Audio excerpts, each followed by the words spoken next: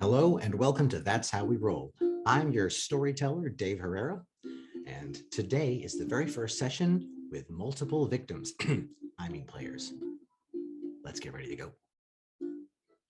Welcome to Trangor, the second largest continent on Mercer and arguably the most powerful. Known as the site where Gatalosh, the original platinum dragon, first formed their corporeal form and walked on the ground. Here is where Gatalosh reached into their being and pulled out the other dragon lords, lesser gods put on Mercer to continue the work of creation. From there, all other life forms, humans, dwarves, gnomes, elves, orc, and more, were begat by the lesser gods. Several thousands of years later, through strife and war, love and creation, the average day-to-day, and the epically miraculous, life continues on Trangor. Cities shine and villages dance. Forests breathe in mystery and life abounds in all corners of the realm. Today, the sun shines brightly down on the face of Carota as she makes her way through the other side of the diastema. The diastema is a mile-long tunnel carved through the center of the Jaws, a mountain range officially named the Dragon's Teeth due to the resemblance of jagged teeth in a row, piercing thousands of feet into the sky. You make your way into the shipping and naval town of Mouth Harbor. The air smells of sea salt and sweat, cooked meats and steamed vegetables, horse dung, and more, all mingling together into a familiar yet alien scent. Having grown up on the coast of the Jordan Sea and having spent the last year of your life living in the verdant-scaled forest with caretaker Brun, every time you walk into one of these smelly, busy places, you can't help feel a bit alienated. Despite that, you still feel a rush of excitement as you enter a new town. In all of your various jobs you've held since your drastic change of fate a little over a year ago, you've never traveled this far eastward. The smell of the sea air that permeates everything else is familiar and welcoming, and it helps calm your nerves and frustration. Frustration, because 3 days ago, you hired a coach to take you to the armored port on the northern part of Trangor in hopes of finding a ship to take you to the Platinum City. Anra, the owner of the Bearded Maid, recommended Firth the coach driver, saying even though he was an elderly fellow, he was an excellent coachman and comparatively inexpensive. It wasn't until this morning that you realized that old Firth had passed away at some point during the 3-day trip. And the horses just kept going on a path they had taken several times before. While you did end up safely at a destination, it was, unfortunately, the wrong one. Instead of turning northward and heading to the armored port, the horses continued eastward and went to Mouth Harbor.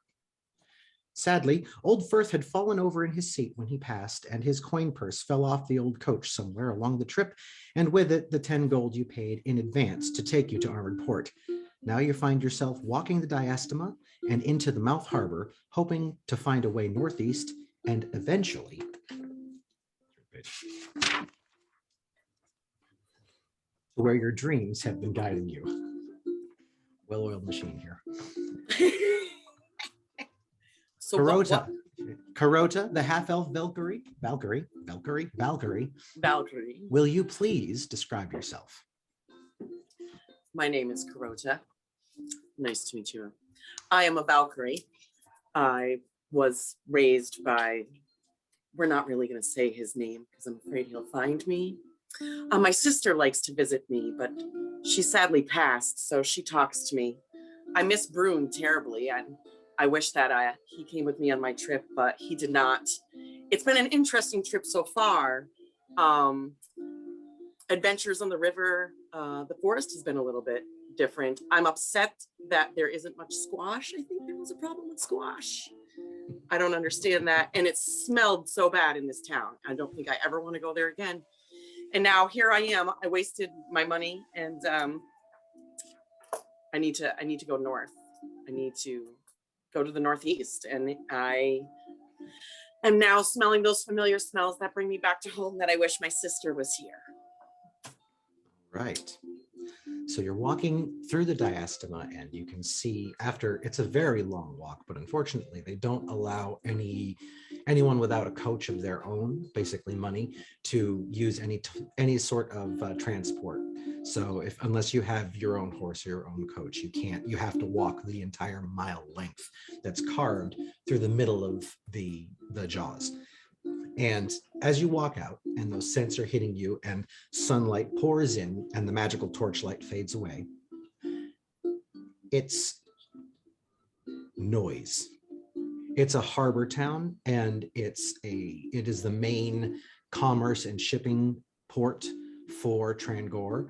So even at this distance, just at the slight downgrade, you can see off you can see all the way to the ocean, and you can see there are ships of all sorts, huge shipping ships for shipping ships, and smaller sailing ships, and even fishing boats out in the harbor, in the dock, in various places in the dock. You can actually, if you look off to the left in the distance, you can just barely make out some sort of, it almost looks like a military parade. They're walking in step in a field, doing small formations in an area off to your left, and just buildings and smells and people. And as you look out, there are people rushing past you, carrying things, and small families, large families, people pulling carts with themselves. There's a couple of people with small horses that are pulling carts with groceries in them,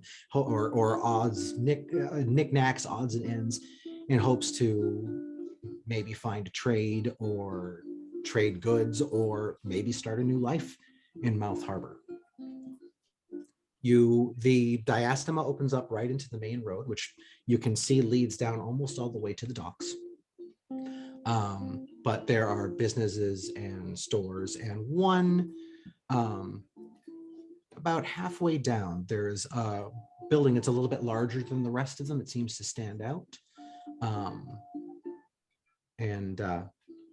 Yeah, you're here. You've lost about half of your money. Oh, by the way, I put that down already. You already marked off 10 gold. Good. You have to find a way to get to the Platinum City, which is on the Fang, which is in there is a well, actually, I'll show you on the map. I figured out how to do something, so I'm going to share my screen real quick. Desktop. Look, it's the map. It's the map. So here you are. This is Mouth Harbor. This is the diastema. It's actually much shorter than this. This is not to scale, sorry. And you're here. You were hoping to go from the Rainbow Quarry to Armored Port up here. But unfortunately, instead of turning I didn't get the northward smart horses at the arterial river and following it up to Armored Port, somewhere between here and here, in the about, in that first probably 2 days of travel, poor old your coach driver passed away. So the horses instead continued, went over the bridge they've gone over dozens of times, and followed their way to the outer side of the diastema, where they just kind of waited for old Firth to take off and take care of them. But he was keeled over and very dead in his coach seat. The local guard there said that they would care for old Firth, and they would definitely take care of the horses and the coach and everything. But the money was gone, you assume, say the guards, and you were left to your own devices, having to find a way to get back all the way up to here, the city on Fang Island, which is where I need to go, from way over there. That is where the dreams that you have repeatedly been having have been telling you to go, is to the city here, the Platinum City. And the only way to get to the Platinum City that you knew of, that Anra actually told you at the Bearded Maid Tavern in Rainbow Quarry, was from Armored Port. There are official ships that go to the small docks on the city, on that island, or you can get passage from Sky Docks as well through the Brass Sands. But that is a very treacherous and deadly trip. And she told you about old Firth and how he goes back and forth to Armored Port all the time. Didn't pan out quite right. So now you're here, all the way over here in Mouth Harbor. Okay. And you need to get all the way back up here. That's your goal. Okay. All right. Well, this is what happens when you go the discount route. You get the old guy and the donkeys. Doesn't get you very far. Oh, they were beautiful horses. Yeah, well, they're Beautiful donkeys. horses. They're donkeys. They didn't lead me the right direction. They should have been smart. So to me, they're donkeys. I need to get to the ocean, so I'm headed to the harbor. At the harbor, there happens to be this certain fish that my sister and I really enjoyed playing with, and I'm curious to see if they have any there. The puffer fish. Have anybody heard? Sister, the puffer fish? Sister? What? I'm sorry, I wasn't paying attention. What? The puffer fish. You want to play with some puffer fish? I never understood your obsession. Oh, come on. With We go those through this things. every time. They're not good for you. And I mean, Sister, look what happened. Sister, Look what but happened. let's just do it. Let's just do it. We're going. I can't puffer stop fish. you. No, What you am I going to can't. do? Say no? I can't hold you back. You could. How could I? Good. I don't even really have hands. You can use mine. We're going to see the puffer fish. Actually, I wonder if I can. I'll think about that. And she disappears into your subconscious once again. So you're heading down the main road towards the docks that you can see. Okay. Yes, I am. All right. Ringo Razzmatazz. You are having a bad day today. Oh, let me stop sharing the screen. There we go. Hey, you can see me again. You're having a bad day, Ringo. You've been in this harbor town a month now since fleeing across the ocean, and despite your natural charm and amazing talents, you can't seem to get a steady gig in this shithole of a town. How dare the tavern owner call you a talentless hack? She has obviously never been to a real city where talent like yours is appreciated. Regardless, neither your busking nor your deft hand at pickpocketing has gained you enough gold to pay for another week's stay in your tiny room above the Salty Traveler. The only tavern here. One tavern. Back home, you could find a new tavern practically every week. Oh well. What's done is done, and now you need to focus on getting money, or you'll be sneaking into the mayor's auto carriage house after hours again tonight. At least he doesn't have any horses. Ringo, would you please describe yourself? Ringo Razzmatazz. He is a young man in his early 20s. He's sort of got that look of full of piss and vinegar, as all young men do. He's wearing a top hat. I would describe his clothes as thrift store chic. They were probably in style at one time or another, but not at the same time all at once, and certainly not in the combinations that he's wearing them in. But he makes it work. He makes it work. He's got scarves and he's bejeweled, and he's got necklaces, and he's got some high quality boots because he really values good footwear. He is a little light on the coin, unfortunately. He's got a lute. It's only got 2 strings on it, wrapped around his torso, and he's got a couple other musical instruments on him. And he's got long blonde hair. He's human. I don't know if I mentioned that before. He's footloose, fancy free. He's actually, for a street hustler, he tries to keep himself in looking good. He uses he's got a deft hand with the magic. He's always been able to draw from the magical elements, the eldritch elements around him. So he cleans himself up with his magic, because he likes to. He's found that in big cities, if you look too dirty, then people try to avoid you, and he likes to get a little close, because that's kind of his deal. He likes to get close, and then a little bump, a little tap, a little, oh, pardon me, sir. And before you know it, he's got your purse, and off he goes. But yeah, he's hurting. He came from Kelth City, across the water, in the continent of Relth. Relth, yes. He's all alone. He doesn't know anybody here, and wow, this is a tough town. This is a tough town. They, for some reason, and I can't understand why, they're just not into my type of singing, my music. Back home, everyone was into it, or at least that's what they told me. Maybe they were just trying to get rid of me. I don't know. But here, definitely tough crowd. Tough tough crowd. So, yeah, I think I'll just try to hit the market today. See who might be about, see who might be not paying quite enough attention as they possibly should. Maybe I'll do a little busking. It's all the same. Only the names will change. And every day it seems we're wasting away. All right, Ringo.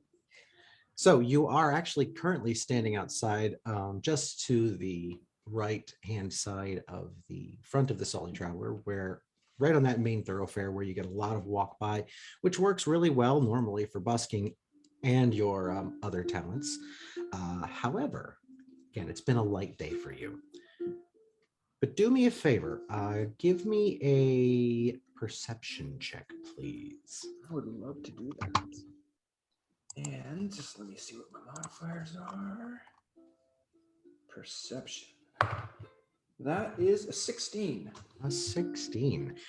Just out of the corner of your eye, coming up on the left, you aren't sure why, but this larger fellow looks familiar to you for some reason. You can't pick out why, but you definitely recognize this guy who seems to be walking with, towards in your direction with intent and definitely, staring you down.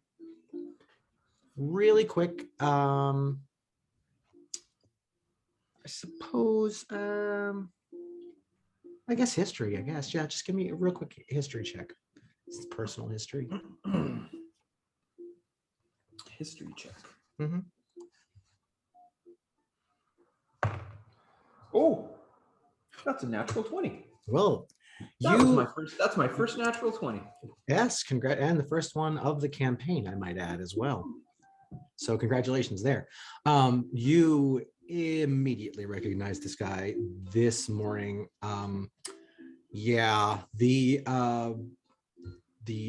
5 silver that you have in your pocket right now came from his purse this morning, and he was your first mark you had, and you were still waking up. I guess the coffee hadn't kicked in, maybe it was a little sloppy, but for some reason, maybe your giant hat and garish clothing, but for some reason you stuck in this guy's head, and he's coming back, and he's got a gleam of like, ooh, he's got a bone to pick with you.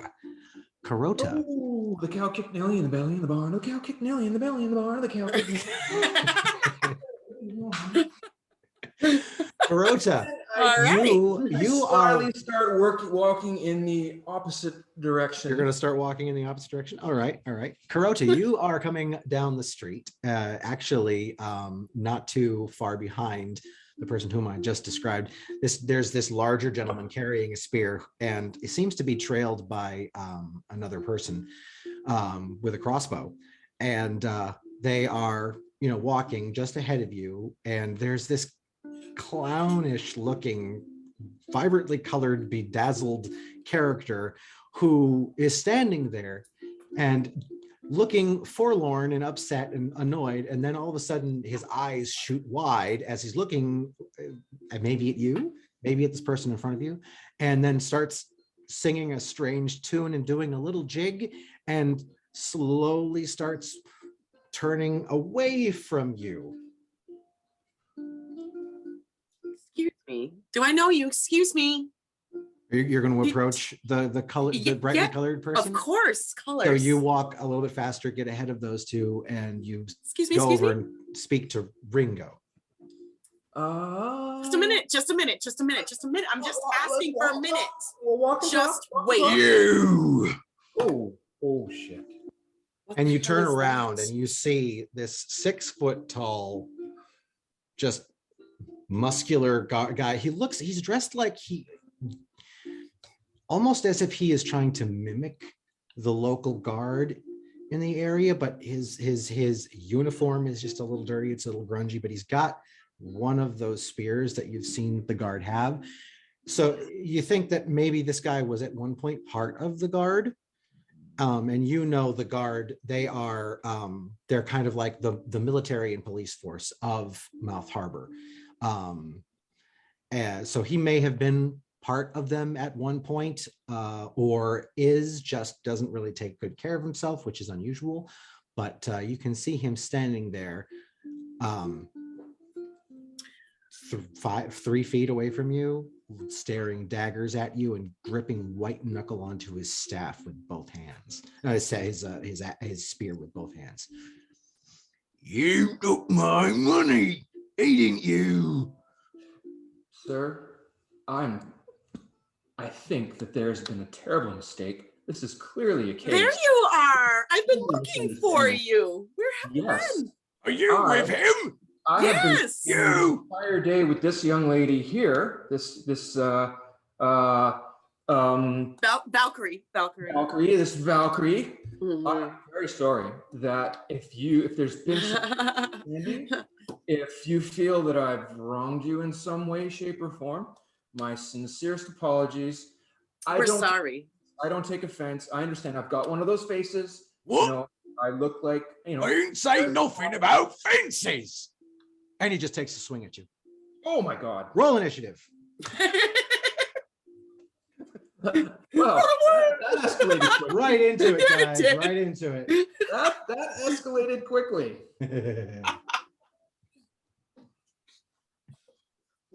So who's rolling? Everybody roll initiative.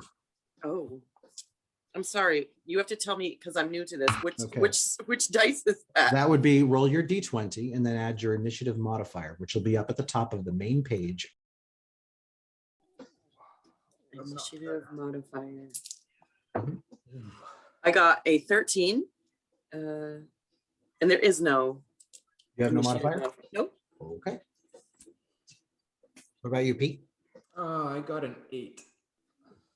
Right. That includes my modifier. A lot of good that does. Oops. Don't worry, I'll take care of it. This happens all the time. Trust me, young lady. I've got this. I don't need looking after. Do I All look like I right. need looking after? Certainly not. While you guys are talking, and Pretty sure Ringo's I getting saved hit in the you. face. So let's do this, shall we? Real quick, getting I'm going hit to in the just point face. out here. This, until I can get some decent figures with the R on it. That is represented, that's you, Ringo. This Yeah. over here with the K, that's Carota. This is the guard with the spear taped to his hand. And over here is his buddy with the crossbow. All right. Crossbows and spears. Oh, yes. my. This is a tough start to the day. This town. Trial by fires, my friend. Trial by fire. really All need right. to- And the guard goes first. And he is going to, he's just going to pull it. Like I said, I think he's going to swing right at you with his spear. However, with that 3 that he just rolled, you just duck out of the way. The clothing And- is vintage, sir. Mr. Grumpy Guard. And Easy, Carota, bro. you're up next. And which dice am I rolling? You're gonna roll the d20, Okay. and you're going to, but you've got to pick which attack you want to do. Oh. Hmm. If you remember correctly, when you fought the bandit in the forest, you Mhm, took I him out with a used- couple of eldritch blasts. I was just about to say that. That was awesome, by the way. Loved it. Yeah. Thank you so much. Congratulations on your first kill, by the way. Well, you know, who says it's my first, but you can pretend. Oh, go. That's fair enough. Fair enough. Okay, thank you. I got an 8. You rolled an 8 total. Yeah, no, what's my modifier? What am I looking for? Okay, it'll be on your. But what am I looking for the modifier? I will open you up here so I can see your. I'll just do it here because it's easier on the phone. I will look it up and then we can look together. It'll be fun. Okay, good times. Oh yes. Go back to. I figured out what you were, or what you are, Carota. Oh yeah? Yeah. What's that? Well, the Eldritch Blast was a pretty good giveaway. Yeah, I know. Like, see Eldritch Blast. So you're a It's warlock. it's Okay. you're the only class that gets Eldritch Blast. That's warlock. Okay. Yeah, he wasn't very nice. It Plus happens. the voice in your head, your patron. Nah, that's my sister. She's a pain in my ass. Mm. She shows up whenever she feels like it. Actually, Kuroda, you have a +1 initiative, so you would have rolled a 14, which doesn't Okay. change you in the initiative order. It's still your turn. Okay, Okay. so actions, Eldritch Blast. So yeah, you roll it, and Pete, double check me. The +5 means you add +5 to the roll. Yes. Oh yeah. Yeah. So Where are you reading that? Okay, so if you look, it's a screen that looks like this. It's on skills or actions, I'm sorry. And next to Eldritch Blast, it says Eldritch Blast cantrip, and it says 120 feet, +5 to hit, and then the damage is the 1d10. So D10. you need I'm gonna have to learn. So all what these did you dice. roll? What did you roll? I'm gonna have to learn dice? all these dice. I moved my dice, so Do you remember what you rolled? I think it was like a 7, and then I have to do plus the 5. Yes, 7 + 5. Yeah. So that is 13. math. That's 13. Yep. Which you blast, but because Come on. yeah, it goes a little Like wide. number You're caught off 13. guard. This grumpy guy is just, he's harassing you. All of a sudden now he's swinging things around and calling you names. It's not good. So your Eldritch Blast goes a little wide and just and splinters off of the side of a wall off of across the way. You can't tell if it's a house or a store, but across the street, and just a little bit of damage is done there. All right, now it is the bandit's go. The bandit is going to draw the crossbow, and I'm going to just throw my dice way over here. Hang on a second. And I'm going to shoot at you, Kuroda. No. Yes. I mean, Well, we got to see if it hits first. How dare you attack my new best friend? We got to see if it hits first. With a natural 1, no. It's a ching, and like it literally, it misfires, and the bolt just bends in the middle. And now they've got to like work at and get it working again before they can shoot another bolt. So you're fine there. Ringo, you're up. Sir, I truly believe that this has been a terrible misunderstanding. And I walk over and I touch him on the shoulder, and on the touch I cast Charm Person. All right. What's the spell DC? DC Wisdom, DC 13. Wisdom. Oh, got a wisdom of nothing. Rolled a 3, and he is charmed. Yes. Oh, and with all my prep, I forgot to get my rings out. Hang on a second. I'll just go grab those. They're tucked away over here. Got my rings. Close. Yeah, and you have charmed him. So now this guard considers you to be a friend. Oh, it was the big guy that I pickpocketed earlier. Oh, not okay. Hang on. Okay. Yeah, I was looking at the wrong thing. Hang on. No change. Still charmed. Okay. And this person thinks that the big guy, the ex-guard, thinks you're a friend. Now I just have to find, where's my charmed? There you are, charmed. Yeah, I found it. I'm a professional. All right, there you go. And he's actually right about there. Okay. Hey, I'm gonna read the spell. You attempt to charm a humanoid you can see within range. It must make a wisdom saving throw, and does so with advantage if you or your companions are fighting it. Damn it! I hadn't striked yet. I didn't fight him yet. Yeah, nobody's done anything. He thinks you're your friend right now. Okay. He thinks you're a friend. All right. So he regards me as a friendly acquaintance. Yeah. Okay. So, sir. What is your name? What is your name, sir? Oik. Oik? Mike. Yeah. What's Pike, your Pike. name? Pike. Oik. Oik. Mike. Mike. Oik. Moik. That's right. Yeah. Mike. Moik. Say it right. I like you, Moik. Oh, I like Moik. you too. I think, like I say, this has been a very, very terrible terrible misunderstanding. I would never, ever do anything of the sort to pick your pocket. Certainly not. No, no, no, no, no. You and I, we're friends, right? We can work this out. We don't need to resort to violence. Call off your guard, Moik. Call the guards off. We can settle this. We can settle this between friends. Roll a persuasion check with advantage. Okay. Persuasion. Ooh, +5 for persuasion. And that's a 14. You know, I think you might be right. Mike, I'm almost a drop on my knee. Mike, come in, and give Ringo a big hug. Come on, let's hug it out. Let's hug it I out. don't big. think we're there yet. Oh, No, no. Well, Mike. I'll take my body, Rico. And Boy. he turns around and collects up his friend, and who's still fighting with his crossbow, trying to get the bolt loose where it jammed in. And yeah, that is the end of that battle already. Wow.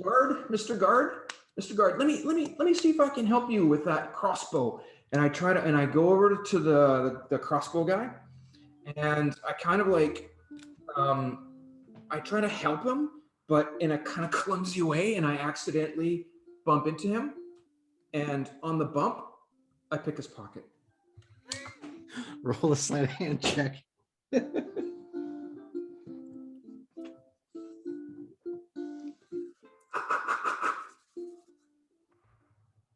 Oh, that is a 19. Ooh. And this poor fool is none the wiser. He's so focused on his crossbow and worried about that, he does not even notice, not a little bit. And you get 3 silver, Woo! a small, what looks to be like a river stone that has an interesting color pattern in it, Oh, and a broken quill, actually. a broken A quill. broken quill, yeah, a quill that's been, it's like quill, and then the feather just goes. Yeah. Okay. Well, young lady, I don't know your name, but I believe that you and I should probably not be here for too much longer. So, In case you'd like to know, my name is Carota. Rhoda, Ringo Hi, Razzmatazz. Hi, Pleasure Raz. to make your I'm gonna acquaintance. call you Raz if that's okay. I'll call you Cat if that's okay. No, it's not. Let's get a beer, shall we? Oh, you know a place to get a beer. Any place I- other than here is a good place to get a beer. I don't have much money. What are we gonna do? You're Let's- paying. That's let's sweet.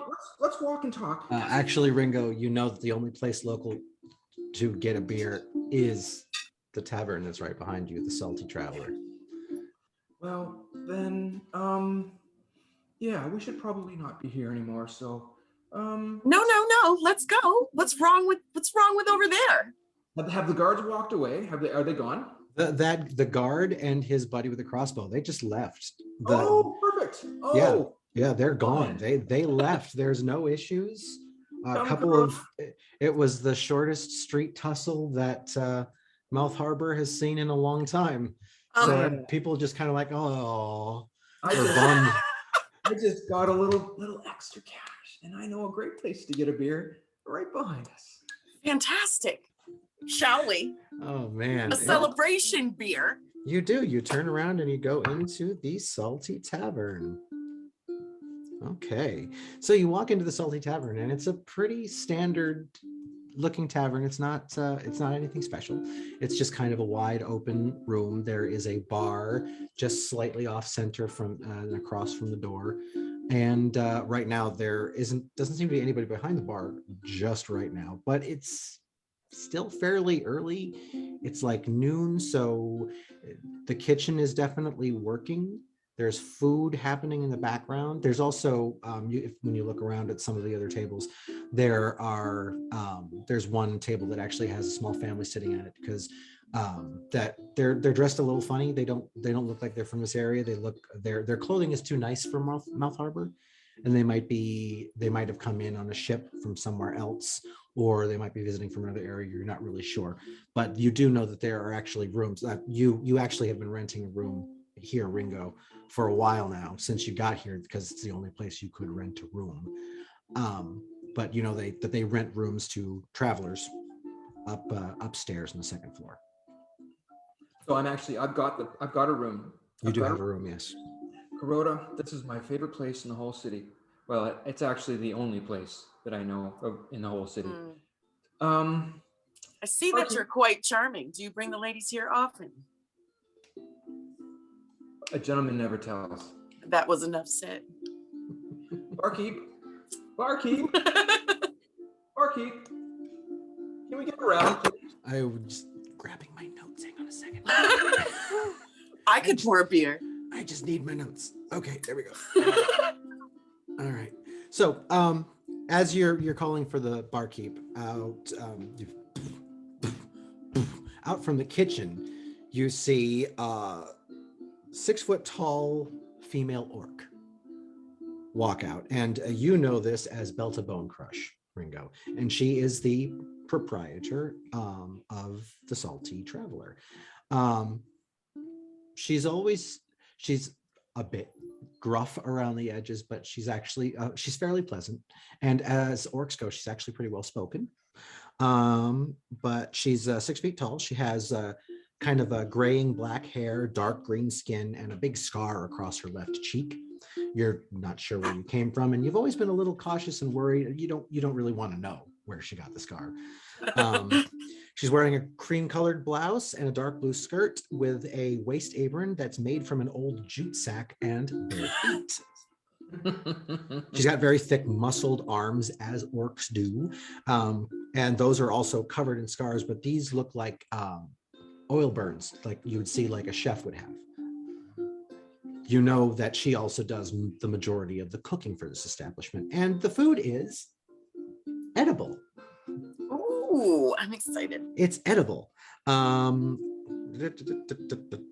she does have 2 small tusks that come up from her lower jaw.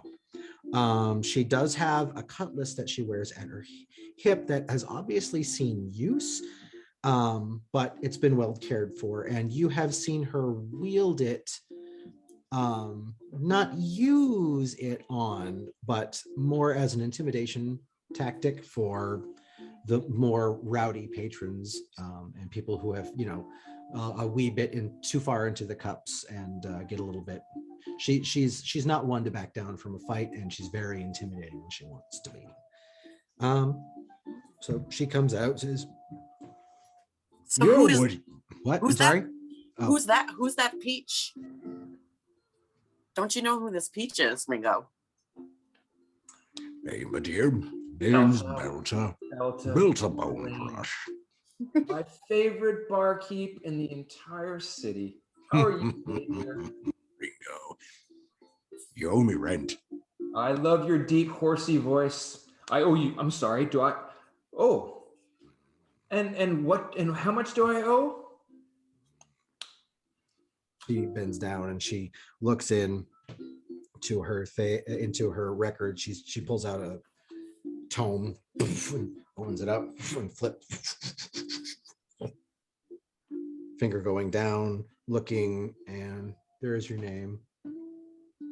Well, you owe me a week's rent already. If you want to stay here, you gotta pay at least 2. Is there anybody you don't owe? Belta, I thought we had a deal. I would bus, entertain your guests, and board would come at a significant discount. Yeah, well, last time you bust anything, you broke 4 of my mugs. And when you entertained, I lost my customers. So, I will admit that the patrons in this particular city are taking a little while to appreciate, my type of singing and my entertainment. They'll come around though. They'll come I would around. like to have a little side thing happen, if that may, while this is going on. While you two are chatting, I happen to notice that I can get close enough to Ringo to take his money for myself. I Do you think want so. to try? You want to try and I think so. okay. I need you to roll a sleight of hand check, and Ringo, if you could roll a perception against it. Yep. So you have to, is it always the D20? Yeah, most of the time it's D20. And I'm doing a what? Sleight of hand check. So you've got a +1 on your sleight of hand check. So roll and then add 1 to it. I got 11 total. 11 total. 17. Ah, Darling. Ringo, you're mid-sentence, and then you just feel the slightest tug on your belt loop, and you just grab her hand. Nice try, darling. You have to get up a little bit earlier if you want to catch Ringo. But if you're interested in learning how to pickpocket, I'd certainly be willing to teach you. and what do you want in return? Oh, the entertainment value alone is good enough for me. I suppose I need to get some money. I have to be somewhere and I don't know how to get there. And I'm new and you've been here, so I guess. Let's get a round of beers. Let me settle my week's tab, and then we can talk about it. So, darling, and I turn back to the half work. What do I owe you for the week? 5 gold for the week. Yeah. 5 more for next week. Okay. How much does Ringo have? You have the 5 silver that you pickpocketed this morning, and you have, I think, what did it decide? I think it was at this point you only had 3 gold left, and that was leftovers from what you were able to steal from your father before you fled. I'll make a deal with you, Ringo. If I can stay in the room, I will pay. Well, I'll take that deal. Okay. And I'll buy a round of drinks. How does that sound? A deal it is. Well, what's happening, people? I gotta shall go pay cook. for his room for the 2 weeks. My lovely orc barmaid, my new best friend, is going to cover my expenses for the week. For I last don't- week and the upcoming week? Or His just knowledge is last valuable. I'll pay it all. How much? week? 10 gold. 10 gold it is. Okay. Mark off 10 gold. Mm-hmm. She turns around, and as she's turning, she looks back. 2 ale. 2 pitchers, please. Pitchers. And she Me and my turns new best around. friend She have slowly. a lot of catching up to do. She just walks back into here. She just walks back into the kitchen because she doesn't have any pitchers up at the bar. And you just, hear pots and things clinking inside of clink, clink. And then she walks out holding dusty old pitcher that it's got it's like a clay pitcher, and it's got a crude, a close approximation of a daisy. This thing looks like it was maybe made by, a 5-year-old in an art class who happens to, have a kiln to fire. Does it hold beer? But she walks out and Said, I got this. she grabs, some Wonderful. ale and pours it in the pitcher, a couple of bottles worth, and hands it over. All right. I take a big gulp and I take out my lute and I just kind of pluck away terribly, really poorly at the strings. Corota. Okay.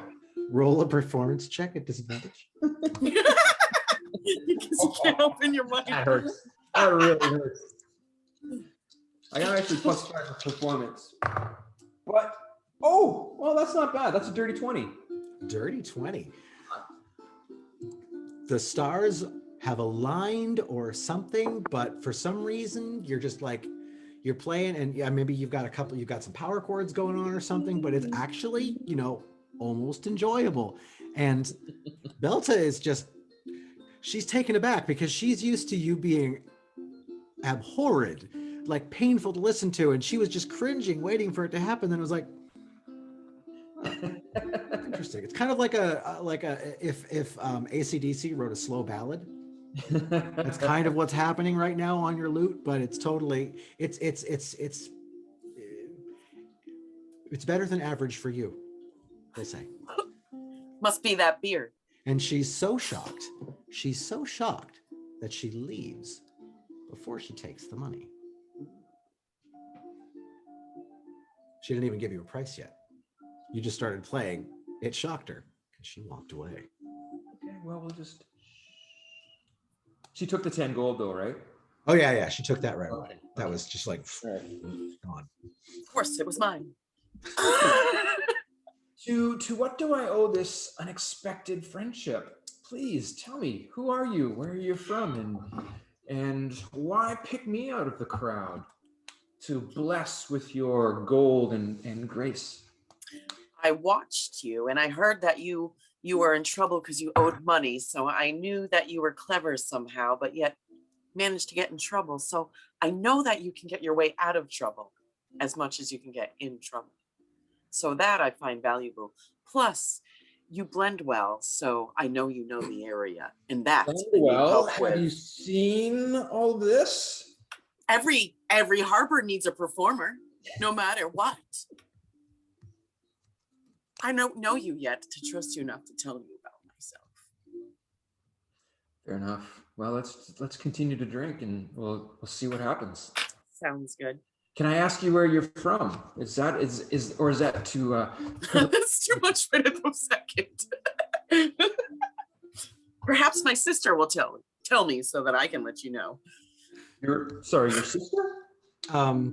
Carota, you know that where you're originally from doesn't actually have a name. Your family had a small homestead that they had built themselves on near the cliff face at the southern part of Trangor, just outside of the Verdant Green Forest, before you got to the Shale Plains. And it was just a little place that you guys built there and were living there up until the incident happened a year ago. It's Ringo, right? Ringo. Let me just tell you, I'm on the run, so I don't want to let too much information out. I cannot be found. So saucy, exciting. Cannot be found. That's why you're valuable. Nobody would think I would be with somebody like you. Well, certainly not. I can completely understand. All right. Another drink. Cheers to that. So you're on the run. I am. Where are you running to? Didn't I just get done telling you that there's too much information? I need a ship. A woman of mystery. A woman of mystery. Well, I'd fly there if I could, but my wings are broken, so I'm a little bit annoyed. You mentioned a sister. A twin sister. Is she here with us right now? It depends on what you consider here. She's here for me. Oh, this is going to be fun. You hear in your head. Quiet, sister. Now is not the time. Oh, did you just talk to somebody? I don't know. Did I? Do you see anyone? I kind of paw at the air around Carota. Nothing there. Nothing there. Nothing there. Okay, we need to be very careful. We need to move swiftly because there's a great power that's coming to get me. I would like to do an insight check on Carota to figure out, is she insane? Is she talking to spirits? I'm not quite sure. What's going on. Okay, so you're going to do an insight, which means you're not lying, Carota, so wouldn't be deception.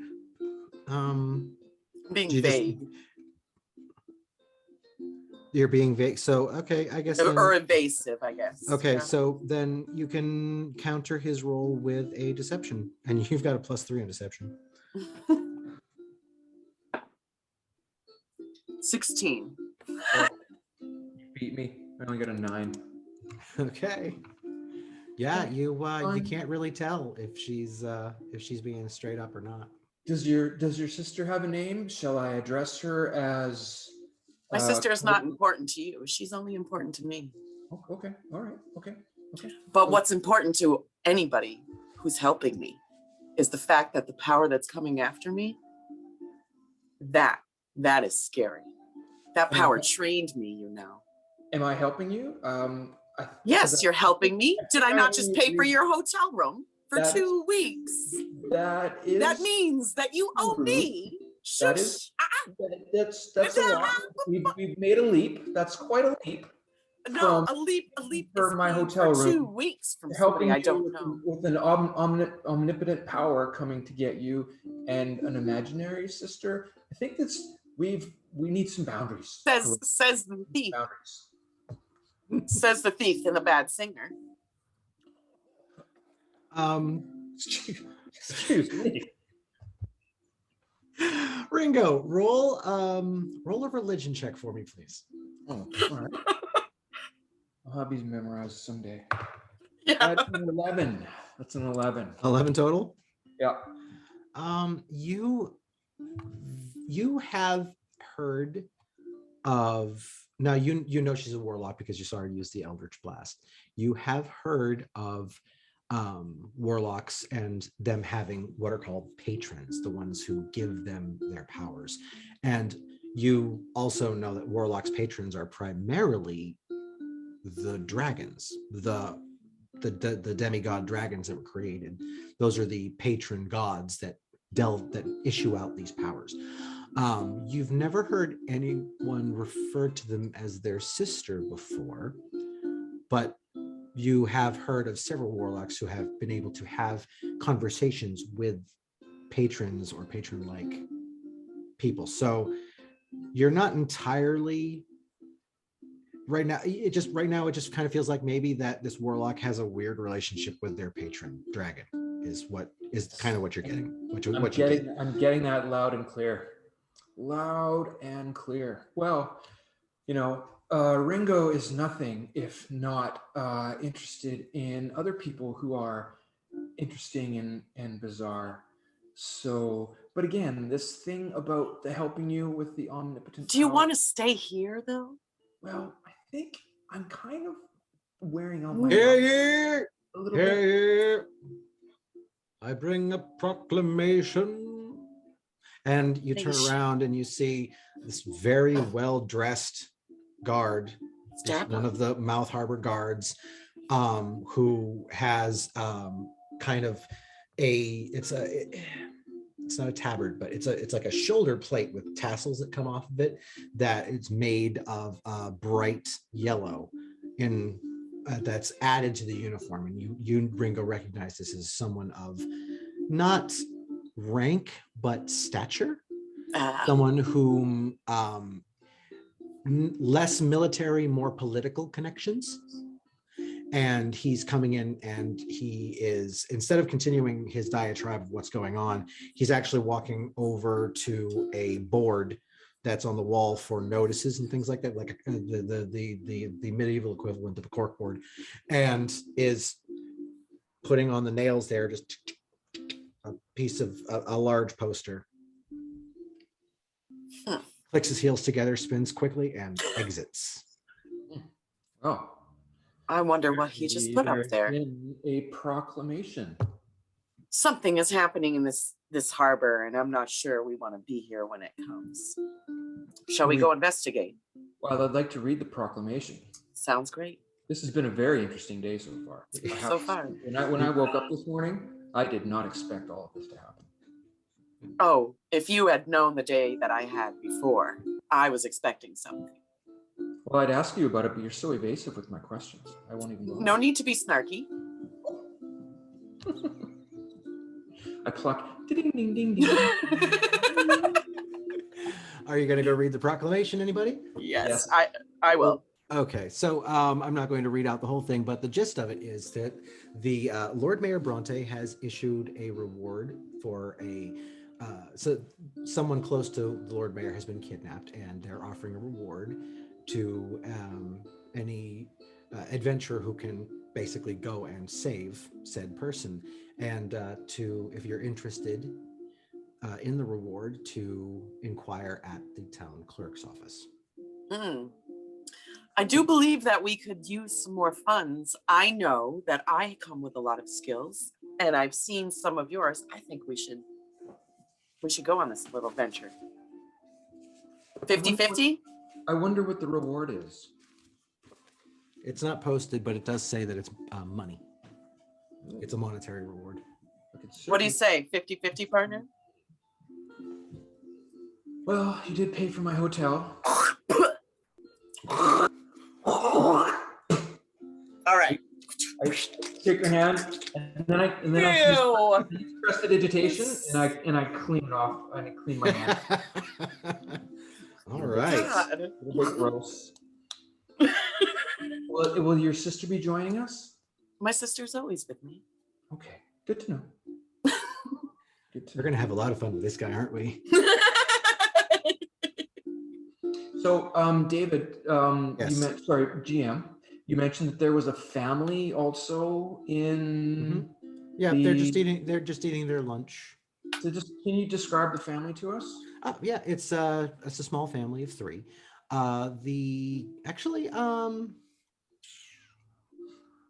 Roll me another history check.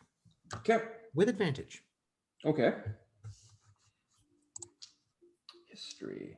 Ooh, not my strongest, but that's an 18. Oh, nice. All right. Yeah. You recognize these clothing, not from Queth City, but specifically, but it's the Quethian equivalent of the Coburnian fashion. Designers in Queth have the latest fad just before you left was the Queth Confederacy, the elite and the rich of the Queth Confederacy were trying to take design ideas from the monarchy of the Kingdom of Coburnia, which is the neighboring country over in Relf. And you recognize this clothing as some of the efforts made by Quethian designers to emulate Coburnian royalty in a still that, not trying not to look haughty, but just look rich. They don't want to look, and it's a very strange type of clothing, but both of the parents, the mother and the father, are dressed this way, and the child is dressed in children's clothing. It's a younger child, probably about 5. It's a human family. The father is probably about 5'8" or so. It's hard to tell because they're sitting down. Dark black hair, graying at the edges, a bald spot up at the top. But there's a little, ponytail tied in the back, little midlife crisis-y, just a wee bit, and a pointed goatee.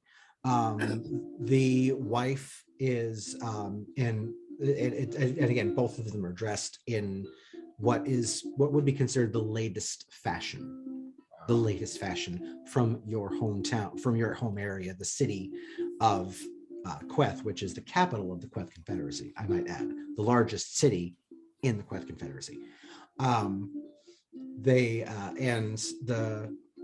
She has kind of a ruddy brown hair, also going gray a bit. She is very svelte, very, very thin. Even her husband, who is not a heavyset man by in the slightest, she just looks almost skeletal, and her lips just seem to have natural purse to them.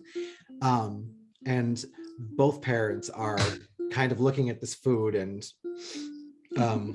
knowing they need to eat, but they definitely don't want to keep eating. They're used to higher quality food, but however, the kids it's like the greatest thing they've ever eaten. As kids do when they are not being forced to eat the fancy schmancy stuff that their parents force them down. This is just it's like it's Trangor's equivalent of hominy and grits. It's just fattening, greasy soul food type stuff, and this kid is just shouting it down. There you go. It's that idea.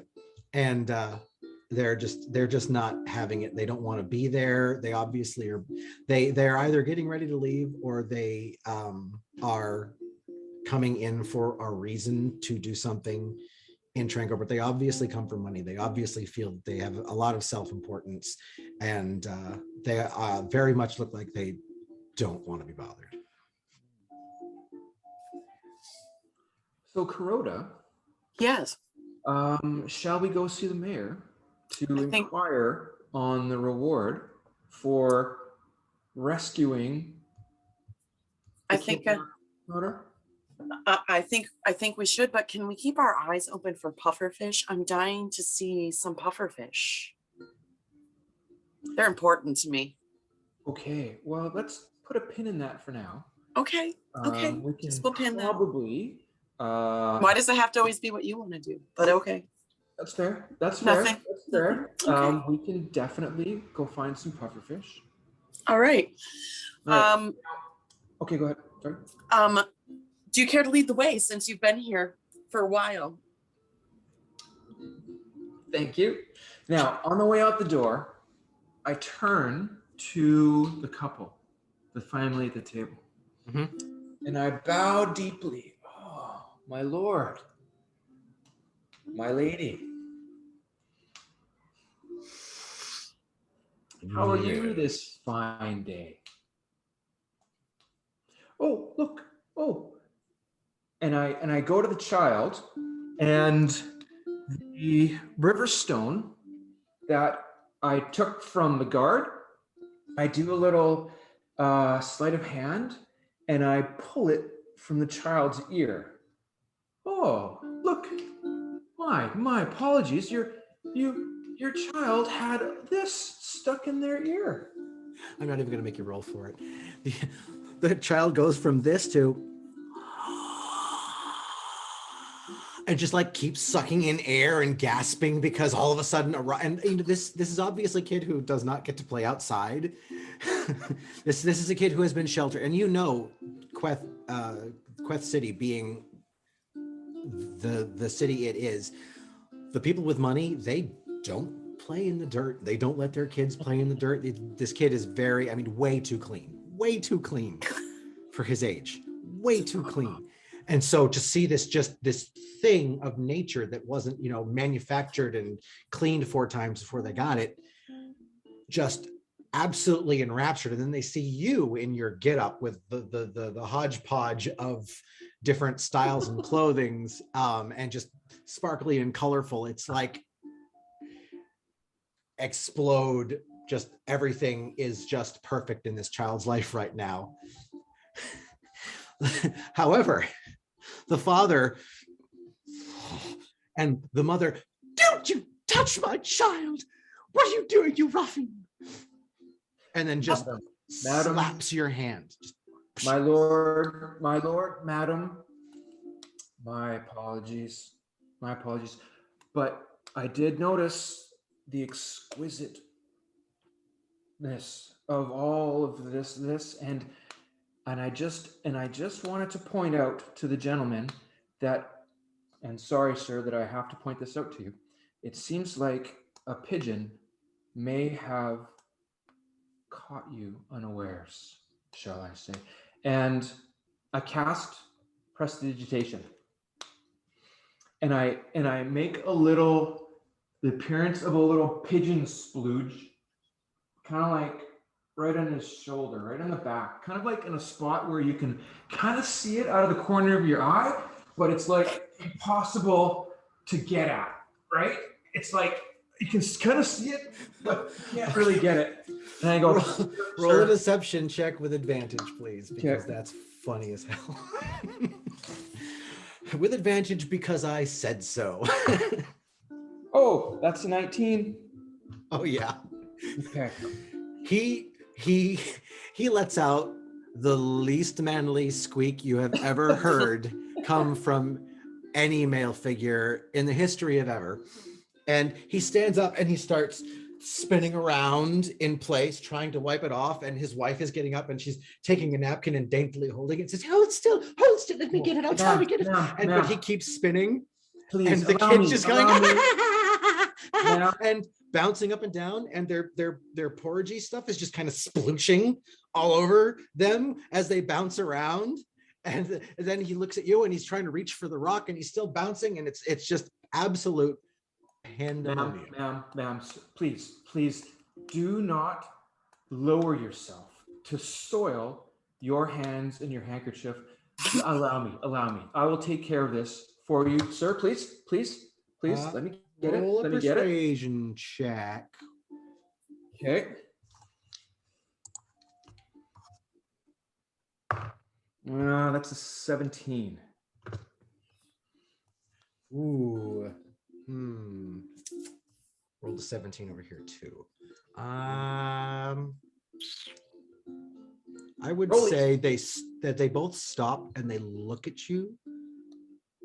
And then he stands up as straight as he possibly can, and then slowly spins his back toward you while still looking over his shoulder, keeping an eye on you and what you're doing, and just stands there expectantly. Okay. Sir, please. All of this, it's beneath you to take care of. Allow me, please. Allow me. And I kind of like get in his space a little bit, and I'm kind of like doing this, and I'm casting prestidigitation, but also at the same time that I've got him distracted by me up here, I pick his pocket. All right, roll a sleight of hand check with advantage.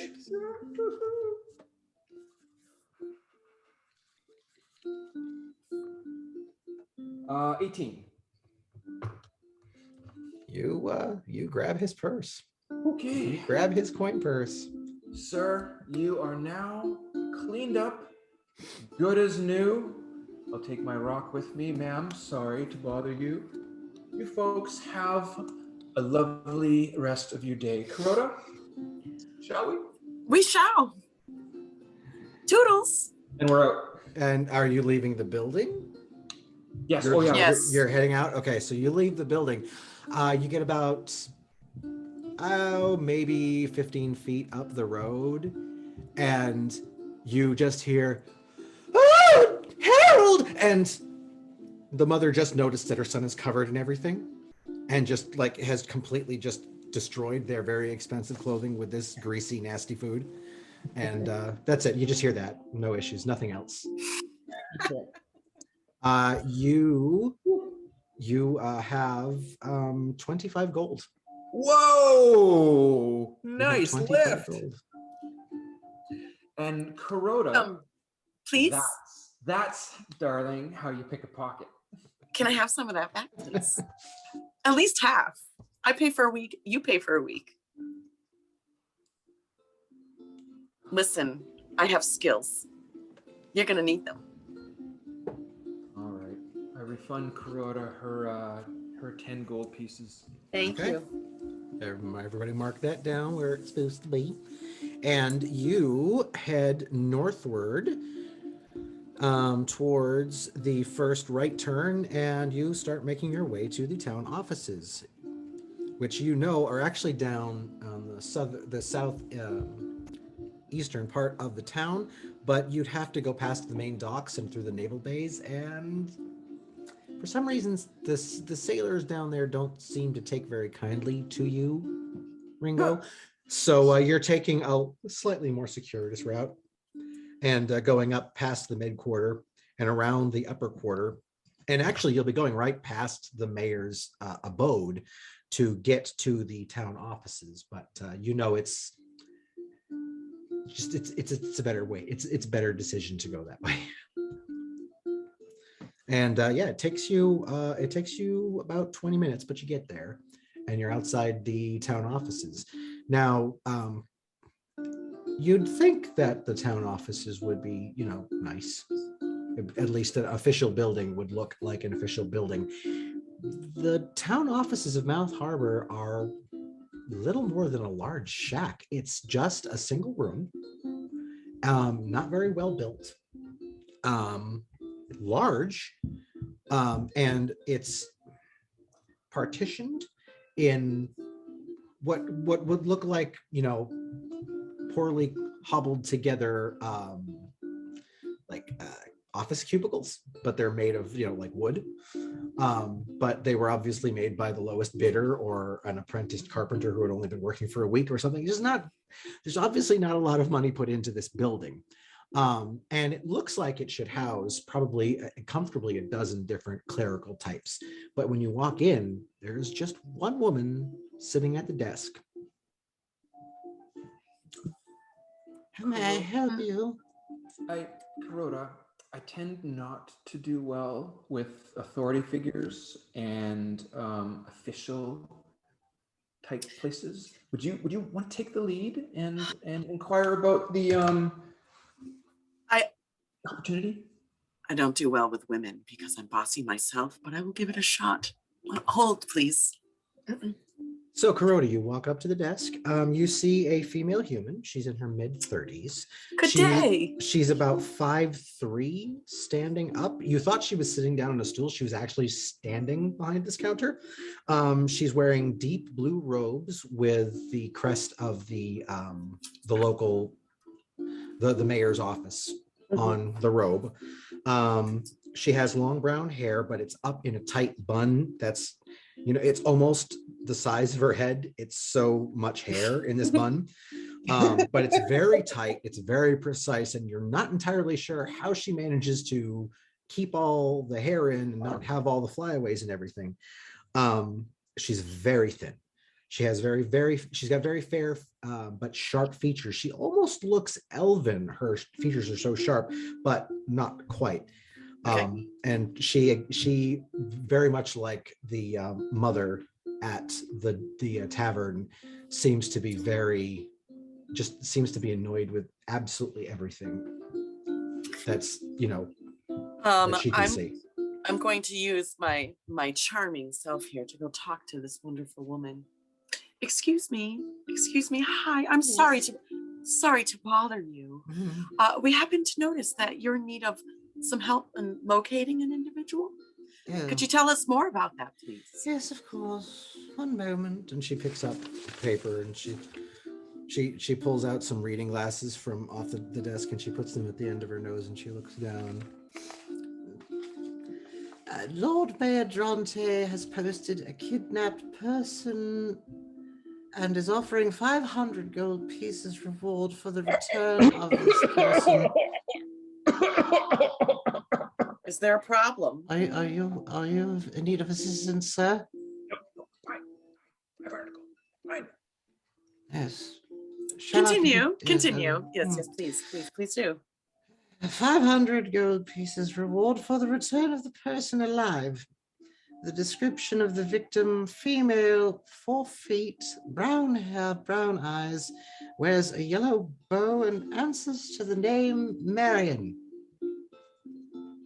Okay, we are going to help you. Yes. Well, I'm instructed, according to this writ, that I need to bring you to the scene of crime, which would happen to be the Lord Mayor's abode. Follow me. And she doesn't even wait. She just spins around and walks around and out.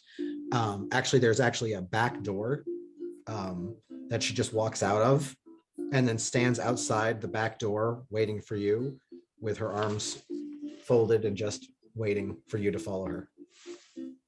Oh, we're here. Sorry, it took us a little bit longer than we expected. Yes. Are you following, Ringo? Ringo, let's go. Darling, I didn't catch your name though. I didn't give it. Oh, see, you come with me, and she walks. Don't. And she starts walking across the grass towards the mayor's office. The girls to me, Ringo. You might have just ruined it. All right, so let's say we investigate this abode from the Lord Mayor himself and see what we can find about this Marion that may help us. Can we at least do that? So you passed it on the way in, and it's an even shorter time coming from the back door of the clerk's office to the front of the abode. You come and you stand in front of a large and gaudy home. You can see that it was originally a beautiful and functional manor, but it's since been fitted with all sorts of garish and seemingly pointless accoutrements. While the main building is a base white with the occasional gold trim, there have been external buttresses of pink and purple added. It's simply built and placed up against the side of the buildings. They don't seem to serve a purpose. There are large wooden carvings of odd-looking birds with long bending necks like swans, but adorned with beaks that are bent at the center and seemingly too large for their heads, all standing about 4 feet high on a single leg with the second curled up underneath the body. And these are randomly placed in the lawn between the front gate and the front door. And there's a dozen of them just standing around, these odd looking birds standing on one leg. Lovely. Such a tacky place. Such a tacky place. Each one of these are painted a slightly different shade of pink or white. And the shutters in the building are painted a powder blue with crudely painted cloud shapes. And these are on the shutters that have actually been installed over the original shutters that are just flat black with gold scroll work. There is a large glass wind chime, nearly 3 feet long at the longest tube, that kind of slightly discordantly as the breeze blows. And you look to your left from the house, and you see what you know, Ringo, as the auto carriage house. What would normally be a carriage house and stall for horses is what is now referred to as the auto carriage house, and where the mayor keeps his enchanted auto carriage. He doesn't actually own horses, and no one's really sure why that he spent all the extra money to have this built. So the clerk goes to the front door, pulls out a large ring of keys and unlocks the front door and leads you into the front foyer. There's white marble with black accents that dominate the chamber from floor to walls. The ceiling is an intricate tin work that's been painted in the same blue and cloud pattern that the shutters on the outside have. To the left stands a calliope, rough and no different than the ones you would see in a traveling circus. Around it sit 2 large couches filled with teddy bears. You get the feeling that these teddy bears have often been an audience for the calliope many times. To the right stands a stone statue, life-size, of Lord Mayor Bronte himself, 5'8", portly, and soft-looking. You can tell he's never worked a day in his life. You do know from your short time here, Ringo, that while he is very much a politician, he is still regarded a decent fellow, if a bit eccentric. He is well-liked, and he does well for the town, and is known to be quite eccentric and more than a little unpredictable. In the center of the room is a large staircase that flows up to the second floor like an elegant hourglass. This way, if you please. The clerk leads you up the stairs to a long hallway with doors on either side. It's once again that white marble with the black through it, but the ceiling is a combination of alternating plaster and beams of marble. Instead of a sky painted above, along the base of the walls, small green lines meant to look like grass and crudely painted yellow flowers line the entire length of the hallway. The clerk leads you to the left and enters one of the rooms, a door with a painted beehive and several bees on it. Inside, you see a beautiful room, dressed in pinks and whites and soft blues. Dolls and plushed pillows are strewn about the floor. There's a large bay window that looks out onto the ocean, glass shattered inward. There's a massive 4-post bed sitting on a colorful rug in the very center of the room, the bedding tossed aside. You can see claw and tooth marks in the posts.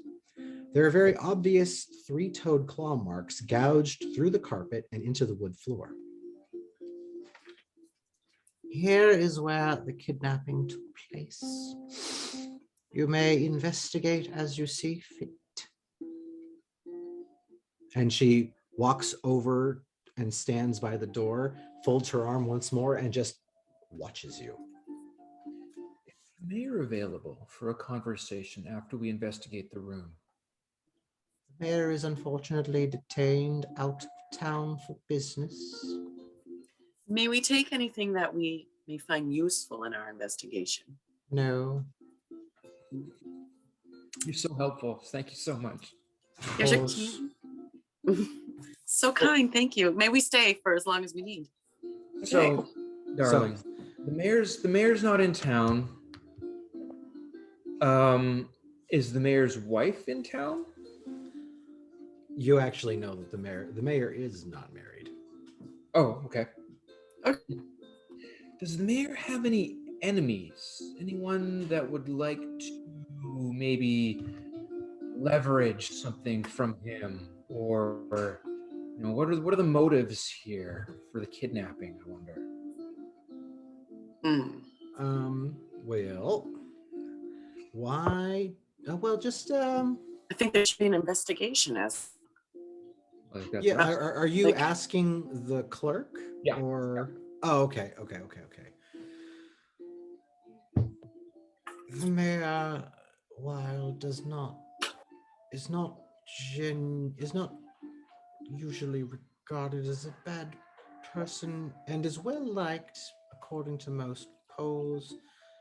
It's inevitable that any politician can have political enemies. However, I don't believe there are any that would be bold enough to do a kidnapping. However, I am merely a town clerk and I do not have much information beyond legislation. does the mayor have pets? There's I'm these a strange prints that I see. town clerk. I don't really work You- directly with the mayor. I don't know. Ringo, Okay. roll Are you gonna do a nature check? yeah, if you want to roll, well, you want to try to discern what the clawing marks are. Yeah, exactly. Mhm. Yeah, I want to take a closer look at the claw mark. All right, then definitely roll me a nature check. Okay, oh, that is not my strongest. Oh, that is a 3. I have no idea. Okay, yeah, those are claws. That's what those are. They are definitely claws. Maybe I can take a closer look. You I'm want to from take a look? I'm from a different part, so maybe it's Okay. something I've seen. All right, you go ahead and you do that.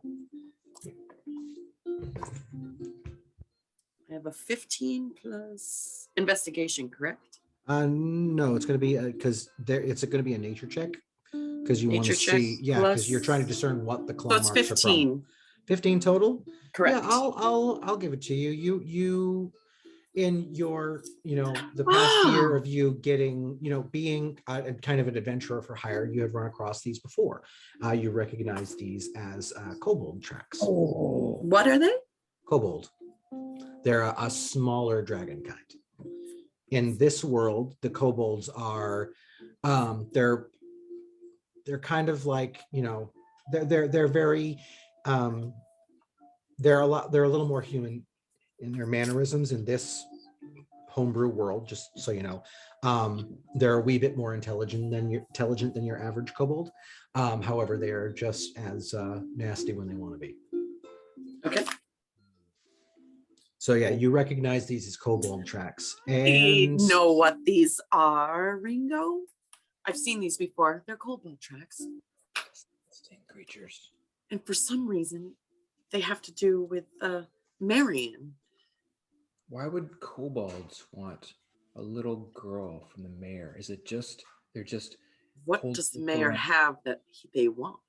I wonder if the kobolds. Has there been any? I turn to the clerk and I ask if there's been any demands for ransom. and she looks down and checks in her notes as I check in my notes.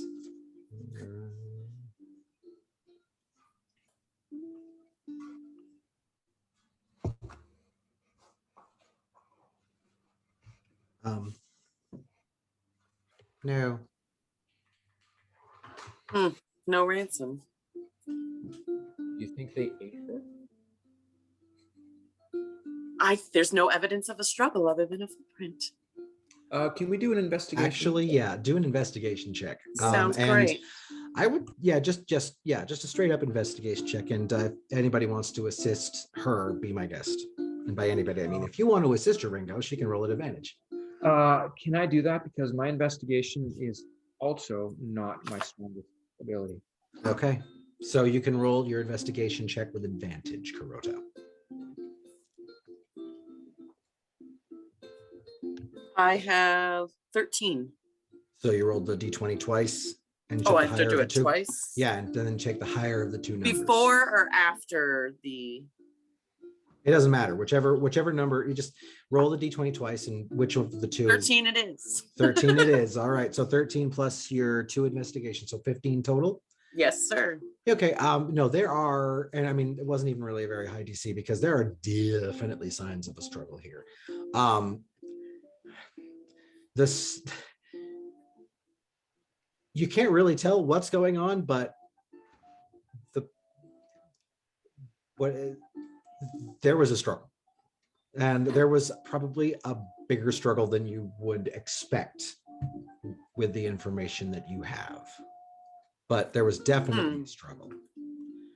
So the little girl, how old? I asked the clerk, darling, you've been so helpful so far. Could you tell us how old the little girl is? No. You don't know how old, or you just don't want to tell us? Don't have that information. So you can't tell if it's a little girl or a grown girl. What kind of help is that? I gave you the description. That's all the information I have. Okay. Kuroto, Perhaps you could go get us some more information. Yes, Ringo. I think there's something else going on here. I'm not sure. There's way too much damage for a little girl to have done this I agree. and not have been maybe another dragon. Or something. Or something. Or something. Is there any blood? Any signs of blood? That's what I want to know. There's blood. definitely, there's no signs of any blood at all. However, there are what look to be when something not quite clean dries on cloth, that you get that kind of white film to it. There's a couple of spots of like that near the edge of one of the near one of the corners of the bed, and actually a little bit on the bedpost as well.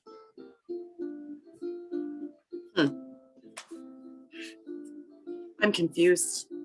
I'm not sure. I think that we're going to find more answers if we just get out of this pretty palace. Can I look at the window?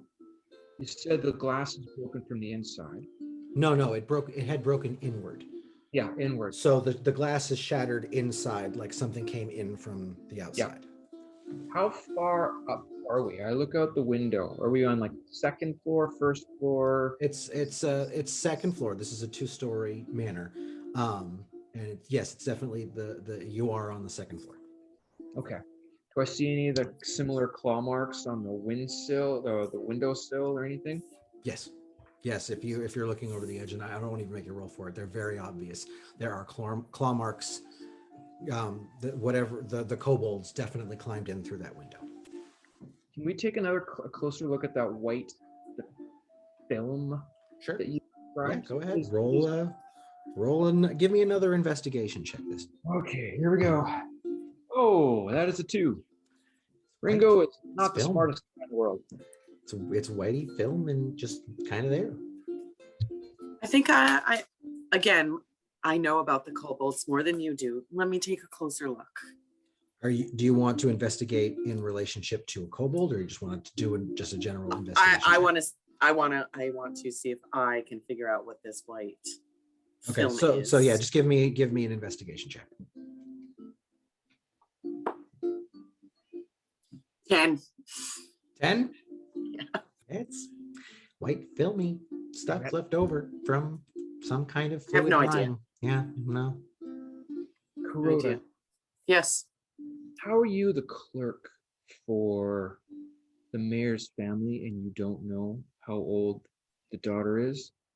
I want to do an insight check on the clerk. Sure. That's a good idea. That's a good idea. It's clueless AF.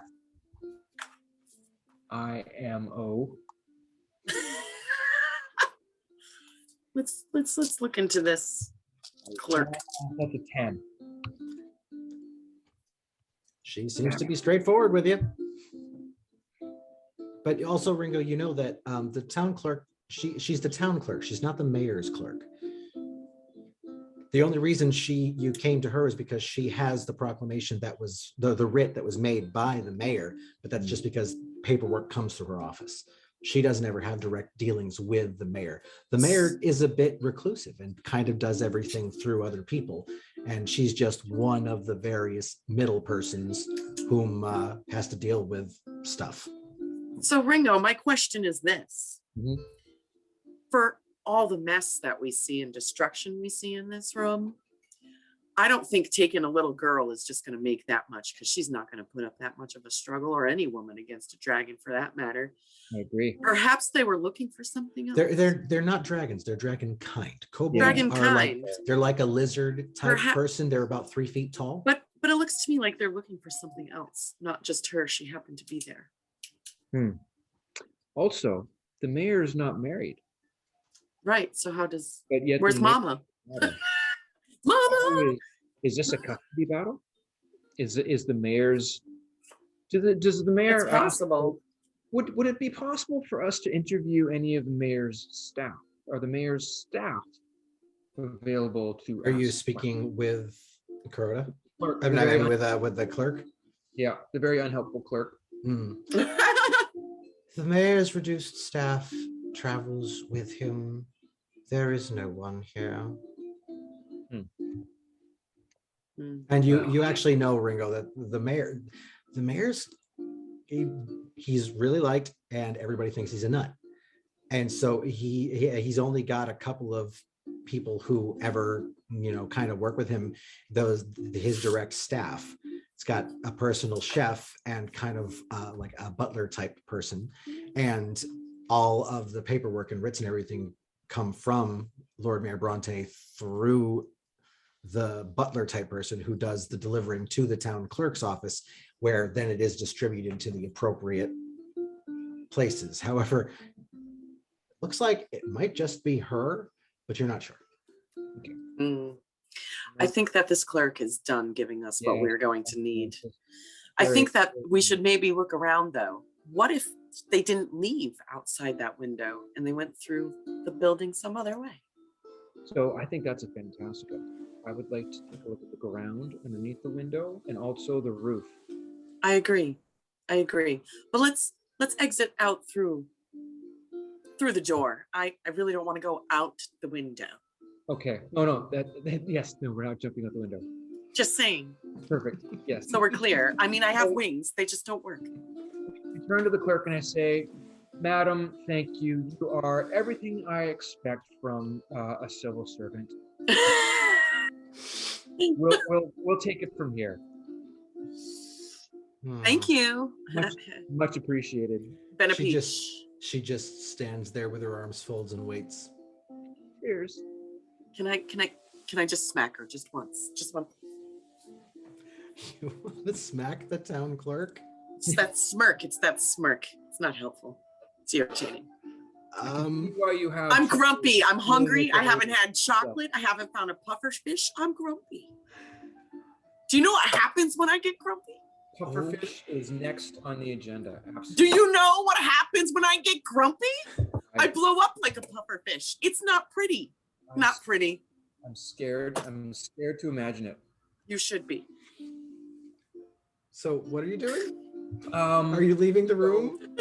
We're gonna leave the room. We're gonna go. I want to check the ground directly underneath where the window is. Okay.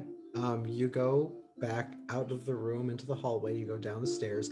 The clerk is actually following you, staying a good 20 feet behind, just watching you the entire time. You get the feeling that she's under orders to just make sure you aren't there to steal something and take advantage of stuff. And yeah, she's just following you. And that same look on her face constantly. But yeah, you make it around out the back, and I won't even make you roll for it. You can see right up the back. There are center wise, there's two what look to be very hard impact areas where some of the wood siding is actually split, like something very large and heavy was put up against the wall, and then from that point about halfway up, which so up onto the base level of the second floor up into the window, there are those claw marks, the scratching as if they were climbing up in there to break the window and then get in. And actually, if you look to your right, you can see there's actually two roughly hewn, not really logs, but hefty tree branches that, about that big around, that looks like that's what was pushed to use kind of being used as a rudimentary ladder. And they're just sitting on the lawn out back. And go ahead. Do we see any tracks leading away? Do another investigation. Okay. You're going to assist? I'm going to assist Kuroda because I think you have a much better investigation. Why don't we just call it like it is? I'm smarter. You're the one that slapped the clerk, not me. Oh, she never actually slapped the clerk. No, that was taking the game in a very different direction very quickly. Roll for it. No. And do I have a modifier for this? Do I add? Yeah, you should. Your investigation is +2. So 17. 17. Yes, you do see the claws. There are some tracks that you can see. Not so much in the grass, but when you go past the grass in closer to actually the way Mouth Harbor is set up is it's quite literally it's called Mouth Harbor because it's shaped in it's the teeth, the mountain range goes around into this, and when you look at the footprint of Mouth Harbor, it kind of looks like someone laughing upside down. Okay. Because it looks like a laughing mouth, and it's just that shape like this. And it's all mountain range up here. So the Lord Mayor's house is here. And then there's their grass, their yard, and then it's kind of the base of, sharp mountains. It's closed off. It's a very defensible area. If you were being attacked from an external source, it would be almost impossible to get in anywhere other than through the diastema without being picked off. But before you get to that edge of the sharp mountain range, the grass kind of fades away, and then there's mud. And you can see in the dirt and mud right there that there are definitely more kobold tracks, and those are heading northward, following along the edge of the mountain range. Ringo, can you give me a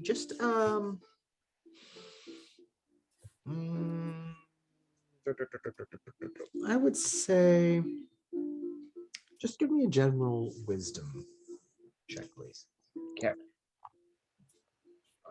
Okay. Yep. It's 10. 10. You are not sure, but you at some point may have almost heard a rumor about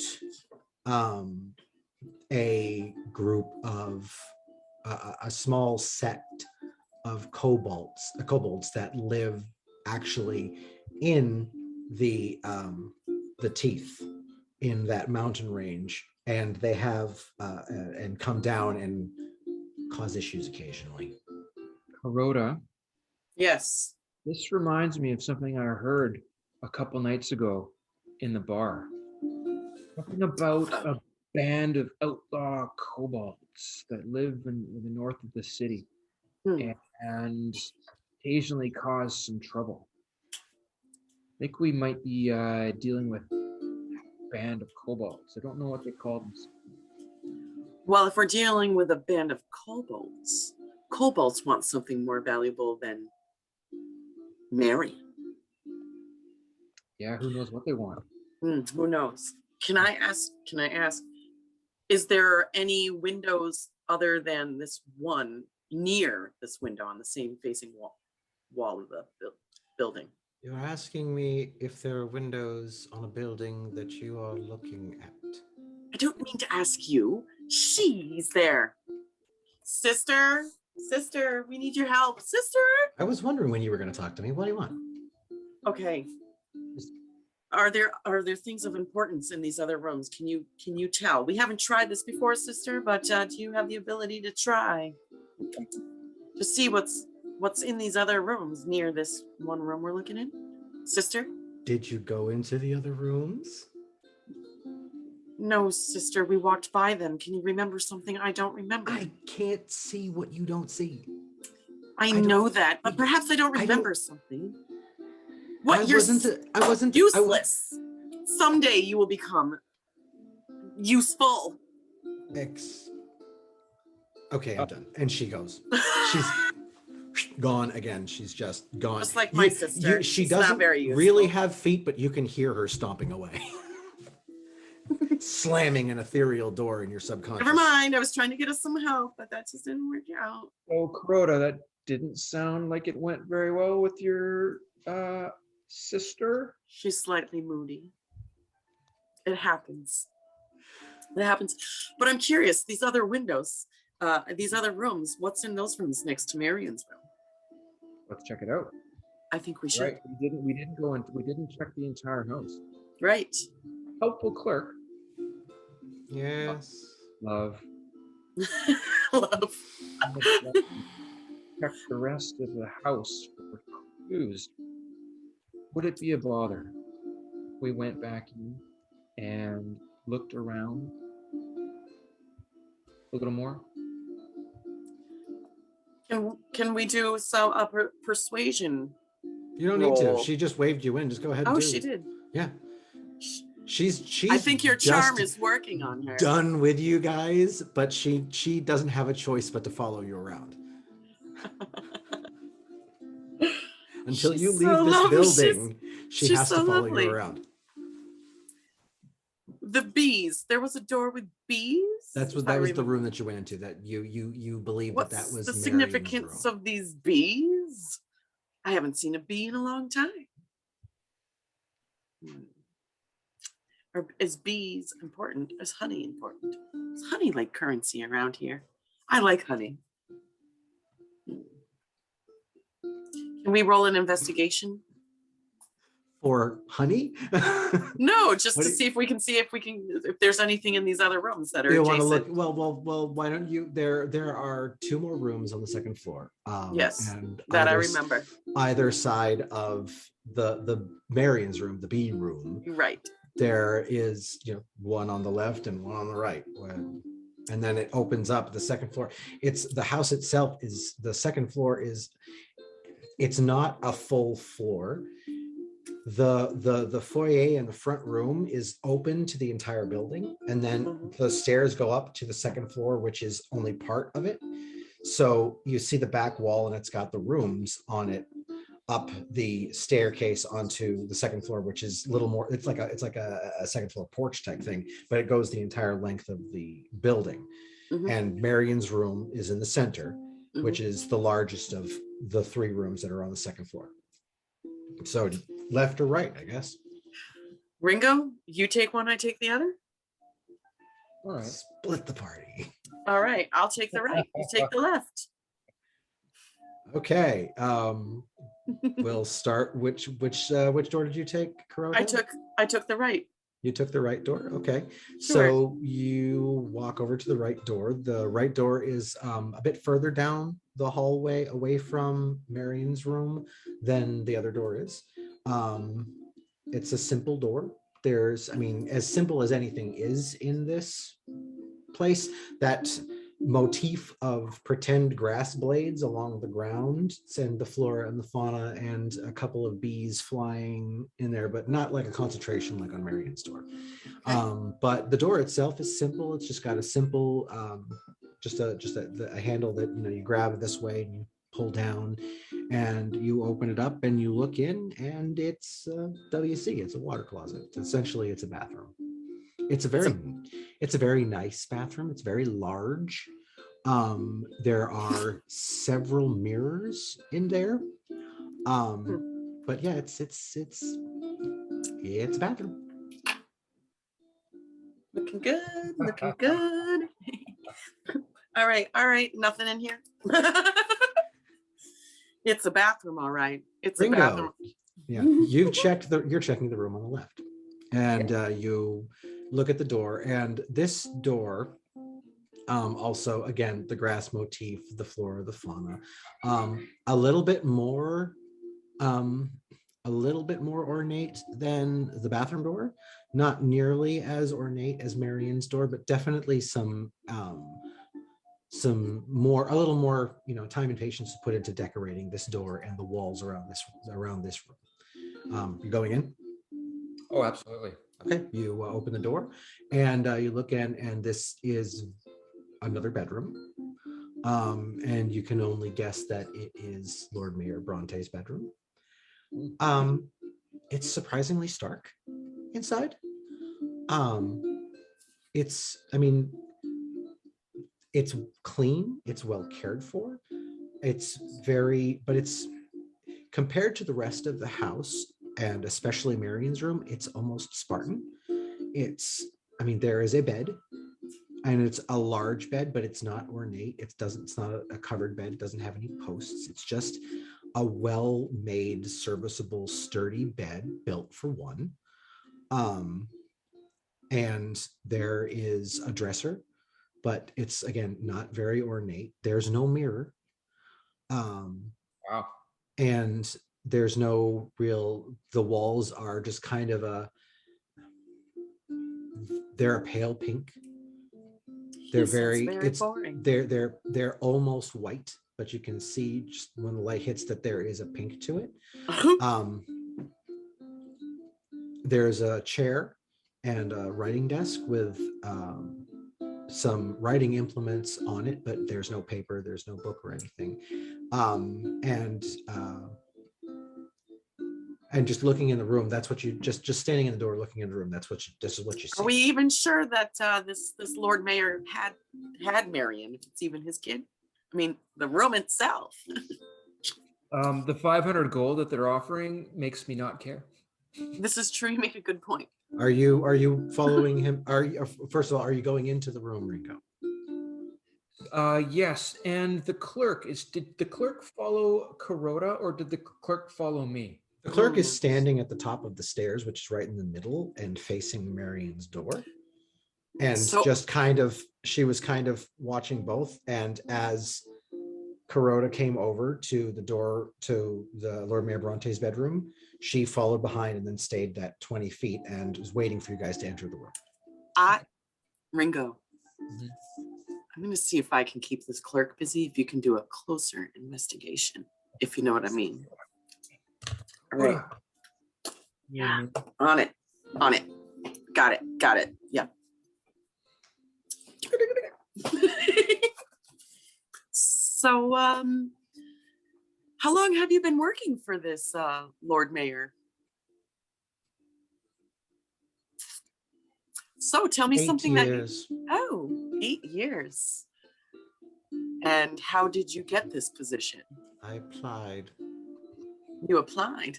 Did you apply hard? I was the only applicant. That's great. I can see why. So tell me something that's your favorite. Could you show me something downstairs? While this is happening, Ringo. Yes, I'm listening to the conversation. I'm stifling a laugh when she said she was the only applicant. And so you said there was a desk. Yeah, there's a small writing desk and a dresser in the room. Okay. Are there any drawers in the desk? There is a single drawer. Oh, I'm going to so carefully and so quietly open up the drawer. Okay. Roll me just a straight dexterity check. Okay. Dex. Oh my God. Natural 1. You start to pull on the drawer and it's not making a sound. Not a single sound. And you're pulling and you're really feeling good about being so sneaky. And you're holding it by the two little knobs that are on the drawer. And then all of a sudden, the drawer just falls right out of the bottom of the desk.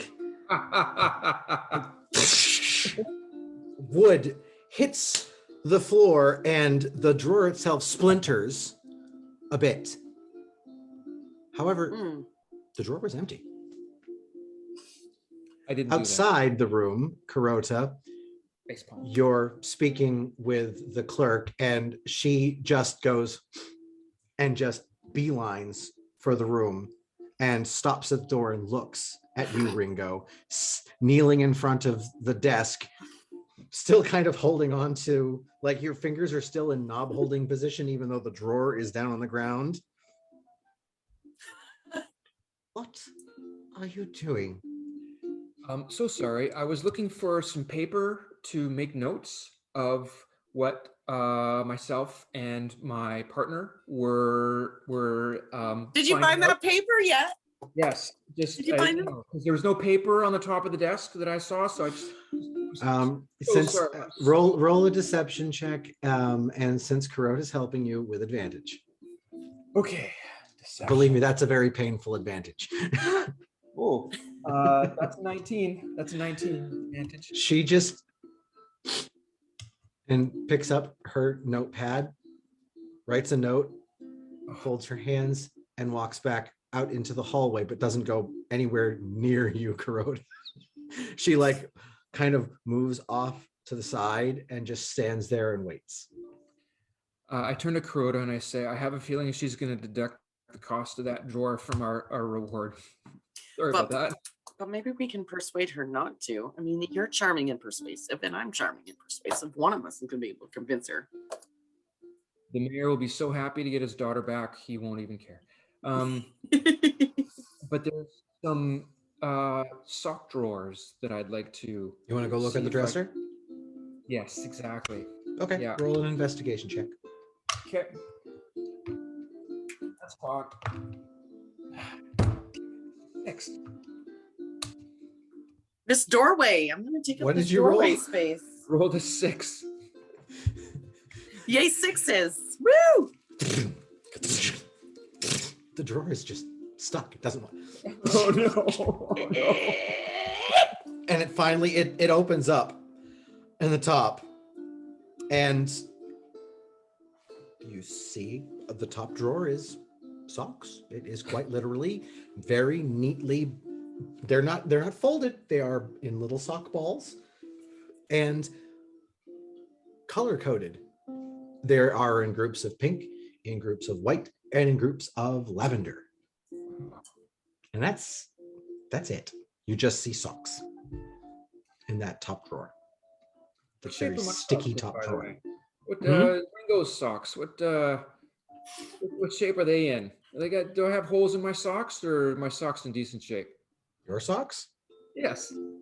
I mean, you are very, your footwear is very important to you. And you have decent, well-made boots. And therefore your socks themselves don't see much wear. You've also only been out of your father's home for a few months. So you haven't really, and it's not, you aren't someone who goes hiking and trekking and things. You are a performer.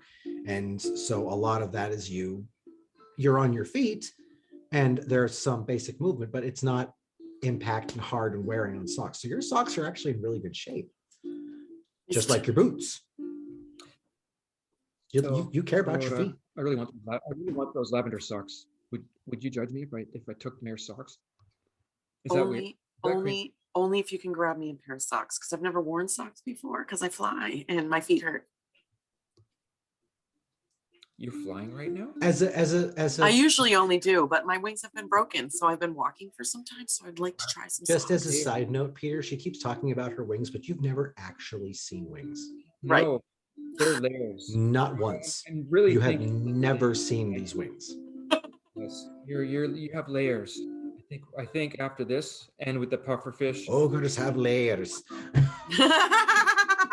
I'm gonna leave the socks for now. Right. Also, she's not near the doorway. She's standing outside the room and trying to avoid you guys at this point. Just putting it out there. Excuse Corota. me, but have you checked under the bed or under the mattress yet? There's also 2 more drawers in this dresser. Okay. Well, let's tell you what. I'll stand in finish- front of the doorway. Thank you. All right. I'm thinking underwear and ties in the other 2 drawers, but I mean, who knows? I could be. Never judge a person. You never know. There could be other toys in there. There could be. Eesh. Did I say ties or toys? You Maybe said both. toys. That's a gross thought, man. Ties can be toys as well. Distracting. Move on. Move on.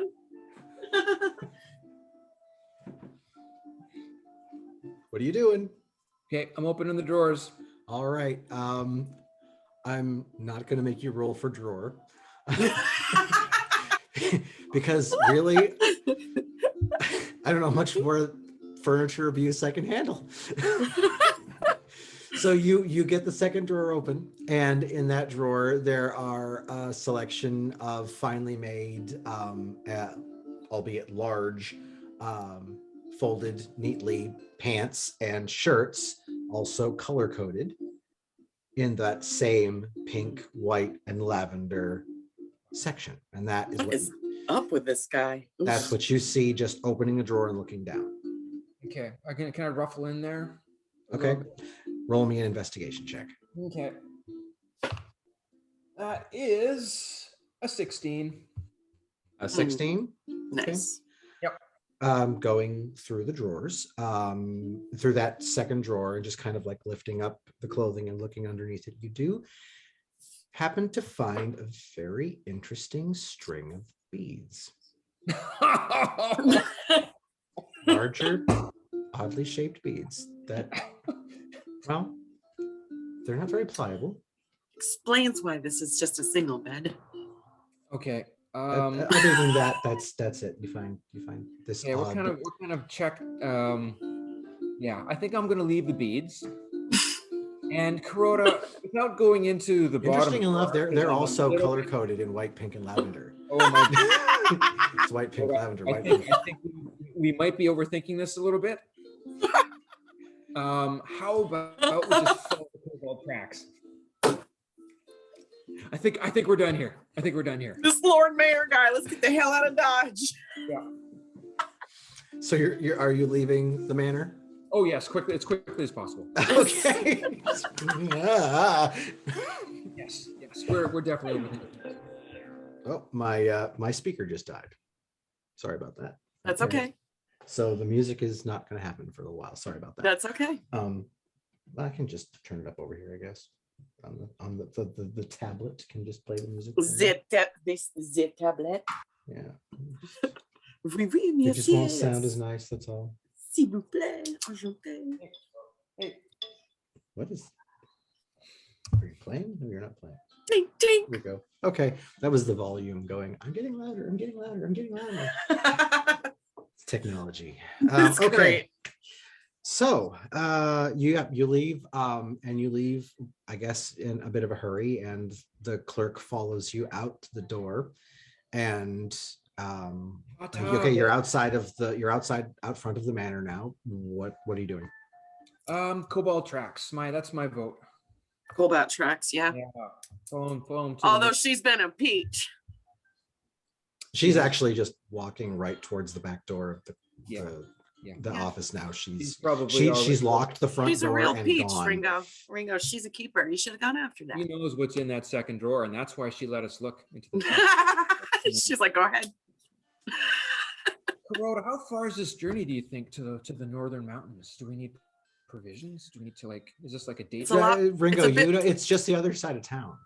Oh, okay. It's just like you're the town. The depends town is what's in our literally way. surrounded in these mountains.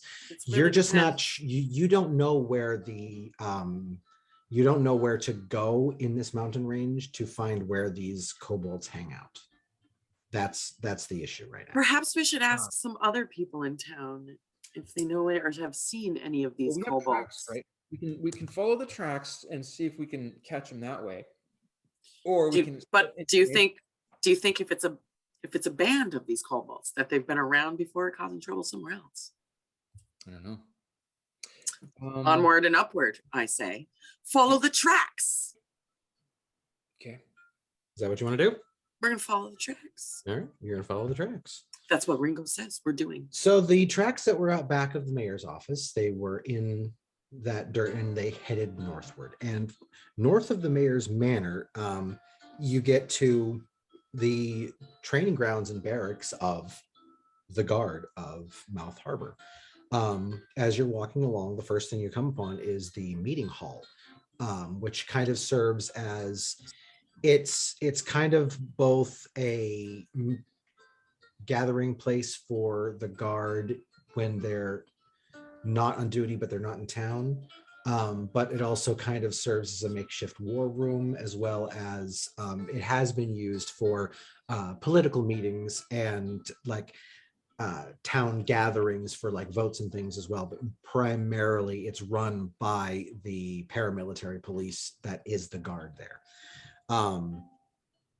Just beyond that is just beyond that is the mess hall where the guard eat, and you're just going north right along the edge of the mountain, where the mountains go up, and these kobold tracks you see them every so often. I'm not going to make you roll for it because they're pretty obvious, because the ground is really soft here, and they weren't smart enough to try to hide their tracks. Although I will say, do roll just roll a nature check for me. One of you. Choose whichever one of you wants. I don't think I have any nature modifiers. I do. Well, who's helming this? Who's leading this charge? Is it you, Kuroda?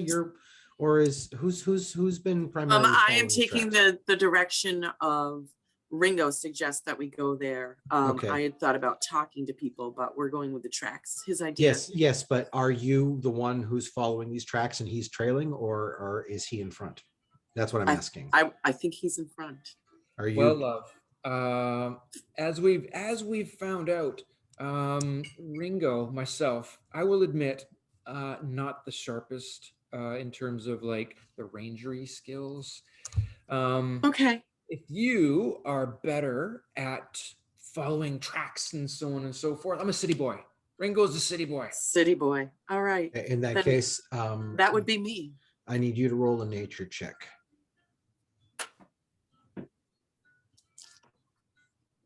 I don't think I have. Actually, you know what? Make it investigation. Make it investigation. Investigation? Yeah, make it investigation. 13. 13's my lucky number today. Every once in a while, as you've been following these tracks, more in the grassy area, there's been an odd, deeper imprint every once in a while, and you're not really sure what it is, because it's hard to tell, because it's more solid ground over there, it's grassier, but once you see it gives you the idea there might be a deeper imprint following along the kobold tracks that you are seeing in the mud. Same track, same type of track, or a different type of track? Larger. So not a track, it's just every once in a while there's this impression, and it's pretty big. And it's the three. No. It's just it's totally different. Like one. The grass has just been kind of squashed a little bit, like something heavy was on it for a bit. I feel like there's possibly, with this indentation here, that there's something bigger in play than just these kobolds. Pretty ballsy of them to carry the mayor's daughter past the barracks. That takes a lot of guts. Do you think they've had help? Maybe. I think they've had help. That might explain the deeper footprint. I agreed. Okay, well, let's keep following and be ready for anything. Let's keep going. So you get up to the mess hall, and you can see further down in the distance is the barracks where the guards sleep at night. And however, at this point, the tracks have suddenly disappeared. The ground hasn't changed. There's still that soft dirt, almost mud where the tracks have been in for the kobold stuff, but they just seem to stop. Oh, this is not good. Ringo, this is not good. Are we standing right at the place where the tracks stopped? Yeah, you followed them up and you're there, and the tracks have stopped here.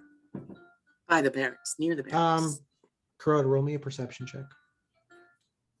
They're here. I think so. How long ago was this, by the way, that the daughter was kidnapped? I'm doing a perception You check. weren't actually, it wasn't actually in the writ, but because the proclamation just happened, you assume that it happened very recently. 16. 16? Yes, sir. You can tell that the tracks just before they disappear, there are one or two that seem to angle towards the slate where the mountain range goes up. You can also see that the rock of the mountain range here is not quite as steep as it has been in other places. I think they went Okay. up Kuroda. I think so. How are we going to get up there? It doesn't look like it's as steep as the other part of the mountain. Do you think we would be able to climb up, or do you think we need some climbing gear? I think we need something to climb with. I think that we should be on the safe side, but I also think we should be ready for anything. I think that's important. Yeah. Do you have any weapons on you? Oh, bitch, I can throw down. All right, then apparently we are badass. I got these puppies. It'll be good. I got 2 of them. Take out with my crossbow, and I kind of like little prestidigitation, shine it all up. Ooh. You have a gleaming crossbow right now. So GM, we look up at the what we think is the path that the kobolds might have taken. Mhm. Is it climbable without gear, or do you think, or would we? Can I do a survival check to see if we have to climb up it? Actually, don't give me a survival check. Give me a perception check. Okay. No, is it what I think it is? That's a 4. It doesn't look as steep, but you look at it and I think there's something weird about it. I think I'm going to check this a little more because You want I to don't take a know. look? Yeah, because I'm not buying that. We're looking at what we're looking at. Buddy. So you want to get right up at the rock and take a look? Is that what I you're telling want me? to touch it. All right, you give me an investigation check.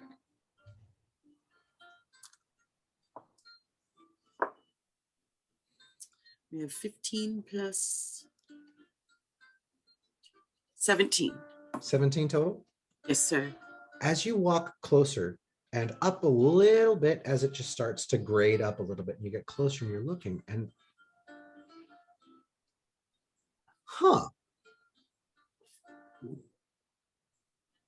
until you get up a little bit higher and a little bit closer to it, there's you don't see it, but there's this outcropping and it actually goes in behind, and there's a little path that goes around behind into and upward, and what looks like roughly chiseled steps about 1.5 feet wide.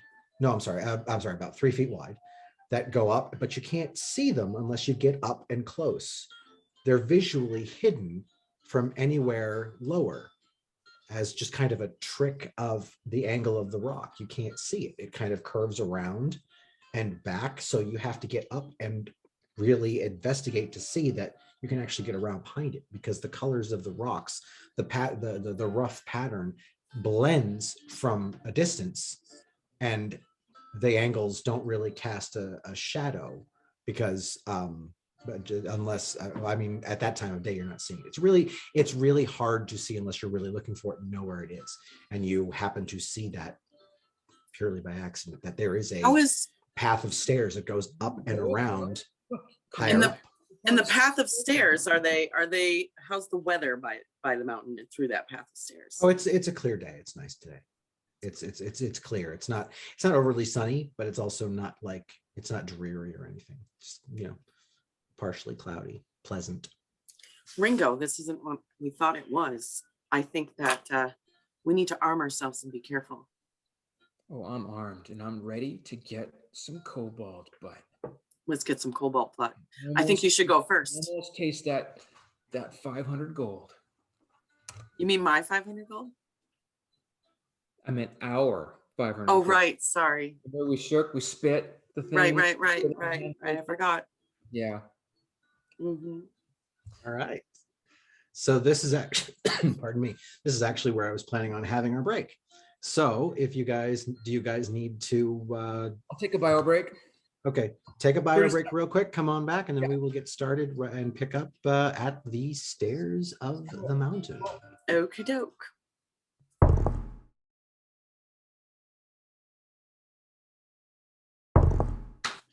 And we're back. So you guys found the hidden staircase that goes up to the side of the mountain. What are you going to do? Kuroda, before we go any further, Ringo takes out his loot, plucks a couple ding ding ding, and then somebody once told me the world is gonna roll me. I ain't the sharpest tool in the shed. Was looking kind of dumb with her finger and her thumb in the shape of an L on her forehead. Hey now, you're an all-star. Get your game on. Okay. You That know, yeah. Okay, that's good. And that is bardic inspiration to Kuroda before we head up. Oh, and give yourself an inspiration for that one, because that was you definitely get an inspiration point for that. Oh, there's way more where that came from. Don't worry. Oh boy. I told you I was the worst bard in Trangor. Smash Mouth. Nobody told me this was going to be a flashback thing. All right. Am I really rolling? There's so much more. There's No. more Ringo. So that was bardic inspiration. Yeah, and I'm definitely you get yourself. If we were in person, I have these really like fancy little coins that I like to give for inspiration, but you're just gonna have to put it in your. Oh, you need you got one. Got it. Sorry. Okay. No, it's explain to her what inspiration is, because my brain just went. Bardic inspiration as a bonus action. So you for the next 10 minutes you can add a 1d6 to an ability check, an attack roll, or a saving throw. You can add it after seeing the roll but before knowing the outcome. So if there's something critical you need to do, then you roll your d20 and you add a die 6, and you add it to your roll. Okay. And that's bardic inspiration. Okay. That was from my awesome performance. You're so inspired by the Rockstar song that you feel amazing. It's like, yeah. Oh wow, I'm so energized. Wow, that was the best thing ever. Woo! Yeah. Let's do this. Let's conquer it. We got it. Yeah. Are you going up the stairs? Yes. Yeah. All right, you go up the stairs. Woo! They are not, it's not dark or anything. It's a little bit darker because of the shade, but it's open top. It's not like you're walking into a tunnel or anything. It's just, it's as if these were carved very roughly into the rock of the mountain to make this staircase that leads up and around a corner. Okay. So as you, I'm gonna get out my crossbow. Just have my crossbow at the ready. All right. I also was going to arm myself, probably with my axes. Okay. Got your hand axes, one in each hand. And Okay. you've got your crossbow. You have a bolt in. Do you have it Oh, yeah. cocked or just the bolt in? No, we're cocked and loaded. We're cocking. All right, so you guys are ready and raring to go, and you are heading up the stairs. As you come up around the corner of the stairs, and I keep saying stairs, they're the absolute loosest sense of the word. If you've ever seen a 2-year-old draw a staircase, this is kind of what it looks like, just made of rock. These were not masons. These were kobolds who were probably under duress, who carved these things out, and you have no idea how they could, what they used to do it. But they aren't pretty, they aren't even, they aren't stable. They certainly don't have a railing. They are not regulation, and they were made for critters that are 3 feet tall, and both of you are bigger than that. So it's kind of an awkward. It's like if somebody made like walking in sand but upstairs. Yeah, well, no, it's like the world's worst, most if you made like a handicap ramp out of cobblestones, that's kind of what it's like. So, and you're going up this, and you come actually to the mouth of a cave. Ooh. Yeah. So You listen. have something that can help us. I can always see in the dark. Oh, So maybe I should go first. okay. Be my guest. All right, so you're leading the way. What do you do? I can't see in the dark, so I have to I kind of hold on to the back of Kuroda's belt. Because do I have to say what this is for the darkness? Because there's footage for how far I can see. It's you can see fairly clearly up to 60 feet. Okay. In total darkness. You're not at the open the mouth of the cave. There's still sunlight bleeding in, so it's not total darkness yet anyway. Okay. It's still dim light, and dim light you can see as if it were just regular lighting. Okay. All right, in we go. And you walk into the mouth of the cave. There's something ahead. I see a little bit of a wait. I don't. Perhaps we should see if I can I use my invisibility ability, or do I have to wait until there's some type of, I was reading it, but it says that I might need some kind of weather to help me blend the Mask of the Wild. Let me look at the doohickey mabobber and see what you're. Can I use the rocks as like my?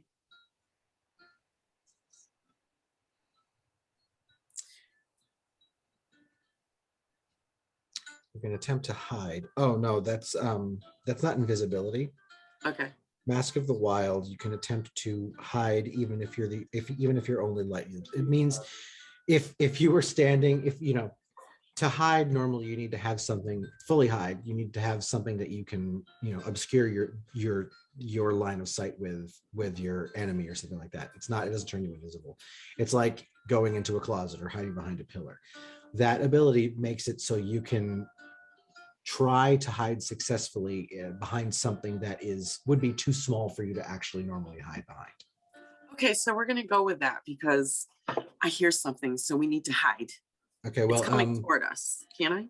Yeah, there's actually nothing coming towards you right now. You've just walked into the mouth of the cave, and it's pretty much it's. I say cave, it's more like a tunnel. Okay. It's just larger. It's the same. It's a little bit wider than the width of the stairs, but not much. And the art, it kind of, cave tops where it's just a roughly hewn tunnel. This looks like it was partially natural and partially carved out to make it more of a tunnel than it was naturally, but not very well done. And actually, how tall are you guys? I think I'm around 5'9", 5'7". What about you, Ringo? 6 with the feet. hat? 6 feet with the hat? No, 6 feet plus. That's probably 6 inches a hat. So 6.5 feet tall. Can you give me a second? Yeah. Ringo, you not only need to take the hat off, but you got to duck just a little bit.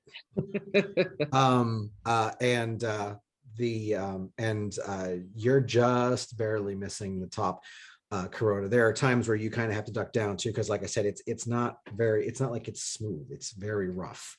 a lot of it seems to have just been left to nature. And so there are these dips and stuff. And if you're not careful, you're going to smack your head on stone. Okay. Is there anything on the walls as far as artwork, drawings, or anything of any kind? Roll a perception check.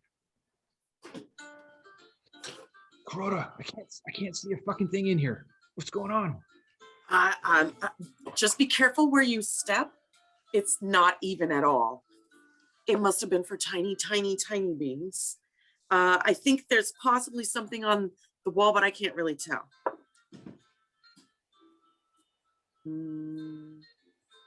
Totally just lost where my dice went. 15 plus, oops. Sorry, I lost my page. No worries.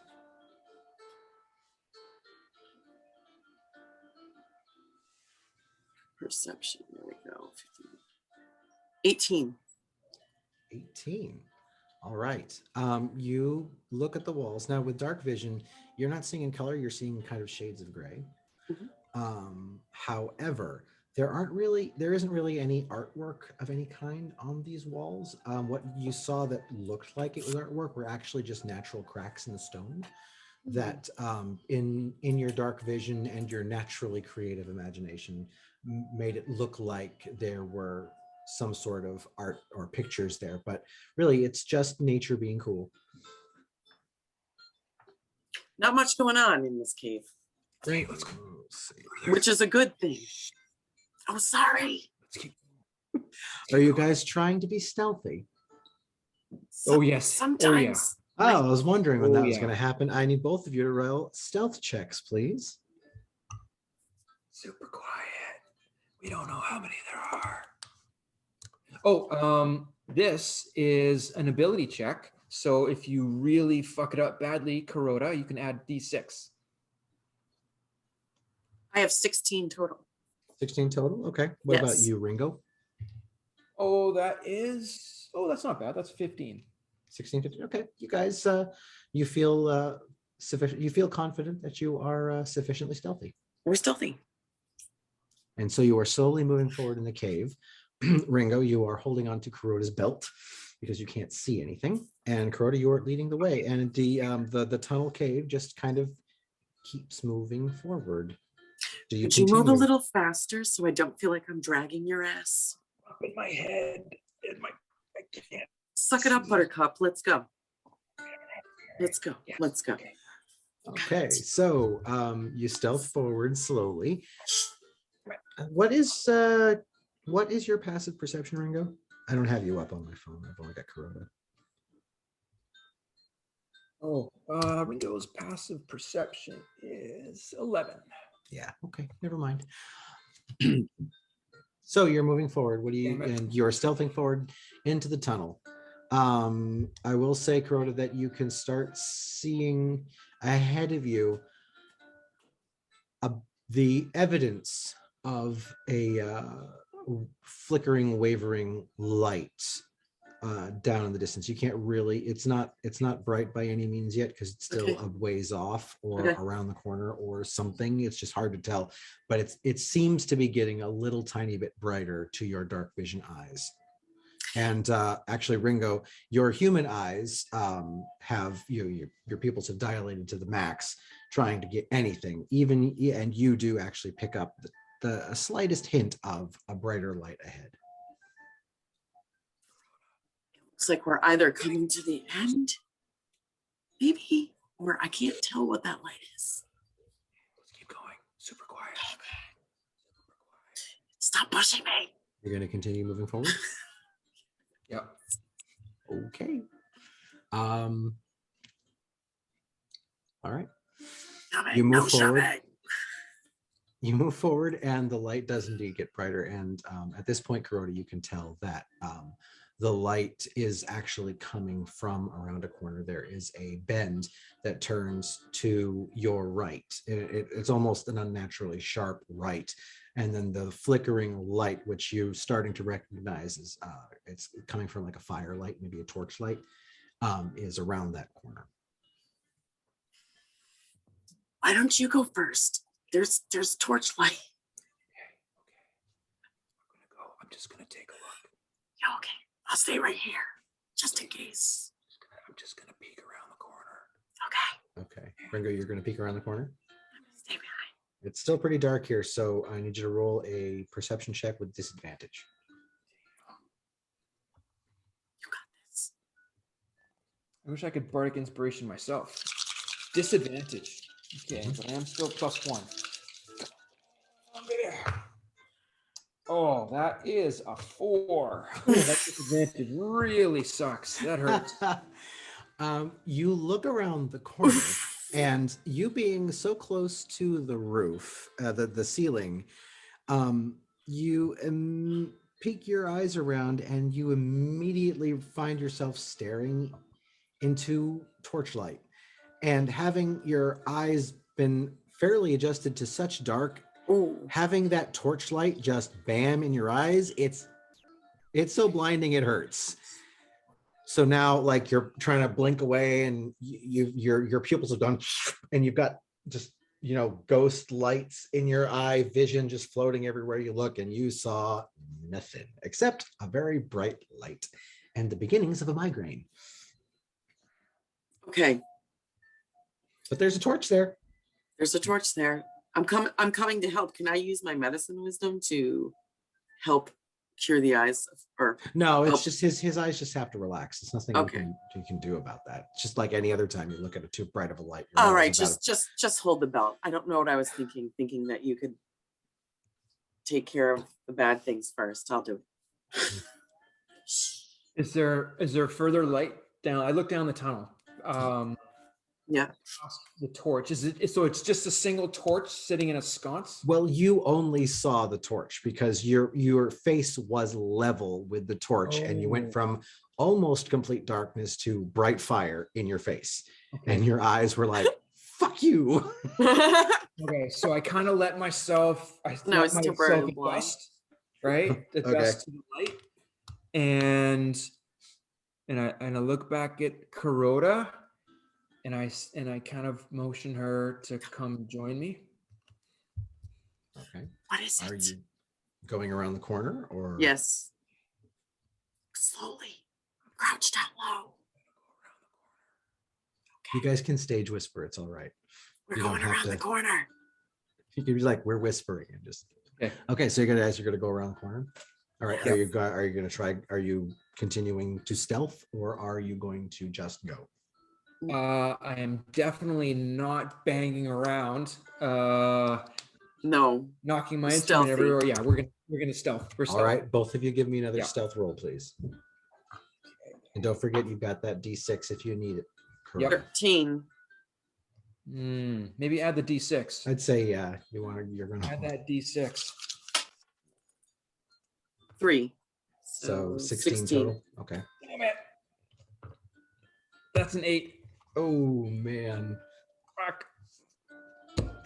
So you try to sneak around the corner, and Kuroda, you go first. You lead the way, and you kind of start stealthing through. It's a little bit harder because now you're dealing with torchlight, but you don't see anything immediately in front of you, except there's actually another wall a little bit further and another bend. This appears to be some kind of U-bend in the hallway. Ringo, you come around the corner, and part of your lovely clothing accoutrement, you have a small cape, I believe. No cape. Maybe like a nice little vest. I got a vest. You've got a vest. One of the brass buttons on your vest, actually, as you're sneaking around the corner, gets wedged in a little part of the rock, a crack in the rock. And as you're moving around, it tugs you, and your wonderfully, beautifully kept boots skid on the heels as you spin around, and you hit your head on that same torch, which causes the torch to fall and clatter to the ground. You're gonna get us killed. You hear in the distance.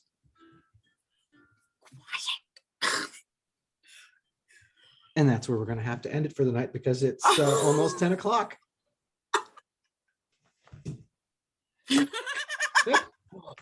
Tense. But Oh, yeah, it's you so much fun. definitely Come on, you lightweight. you're hearing what He just hurt himself. We should at least get to know. Kuroda, you, and by the way, you do take 1 point of I'd say fire damage from the torch, Ringo. So put that in. And yeah, you recognize this immediately, Kuroda, as the kobolds are speaking. And actually, you speak Draconic. Right. And they speak Draconic in this world. So you actually hear them saying, what was that noise? I hear something. It's around the corner in the hall. Let's go get him. Let's go check it out. Yeah. And that's the kind of conversation you hear. And that's creepy. That's where we have to end it. It's creepy. But you found the kobolds. Yay. That's all we get. I want it. We will definitely pick this up next time. Okay. Where it was fun. It's been real. It's been real fun. Yeah, cool. Yeah, so thank you guys so very much. I have had an absolute blast. You guys have been fantastic. This is I have no idea what I'm doing, but it's cool. That's why it's so good. It's fantastic. I am enjoying the hell out of it. And I hope you guys are too. Yeah. Thank you guys so much. And we'll see you next time. That's how we roll. That's how we roll. Okay.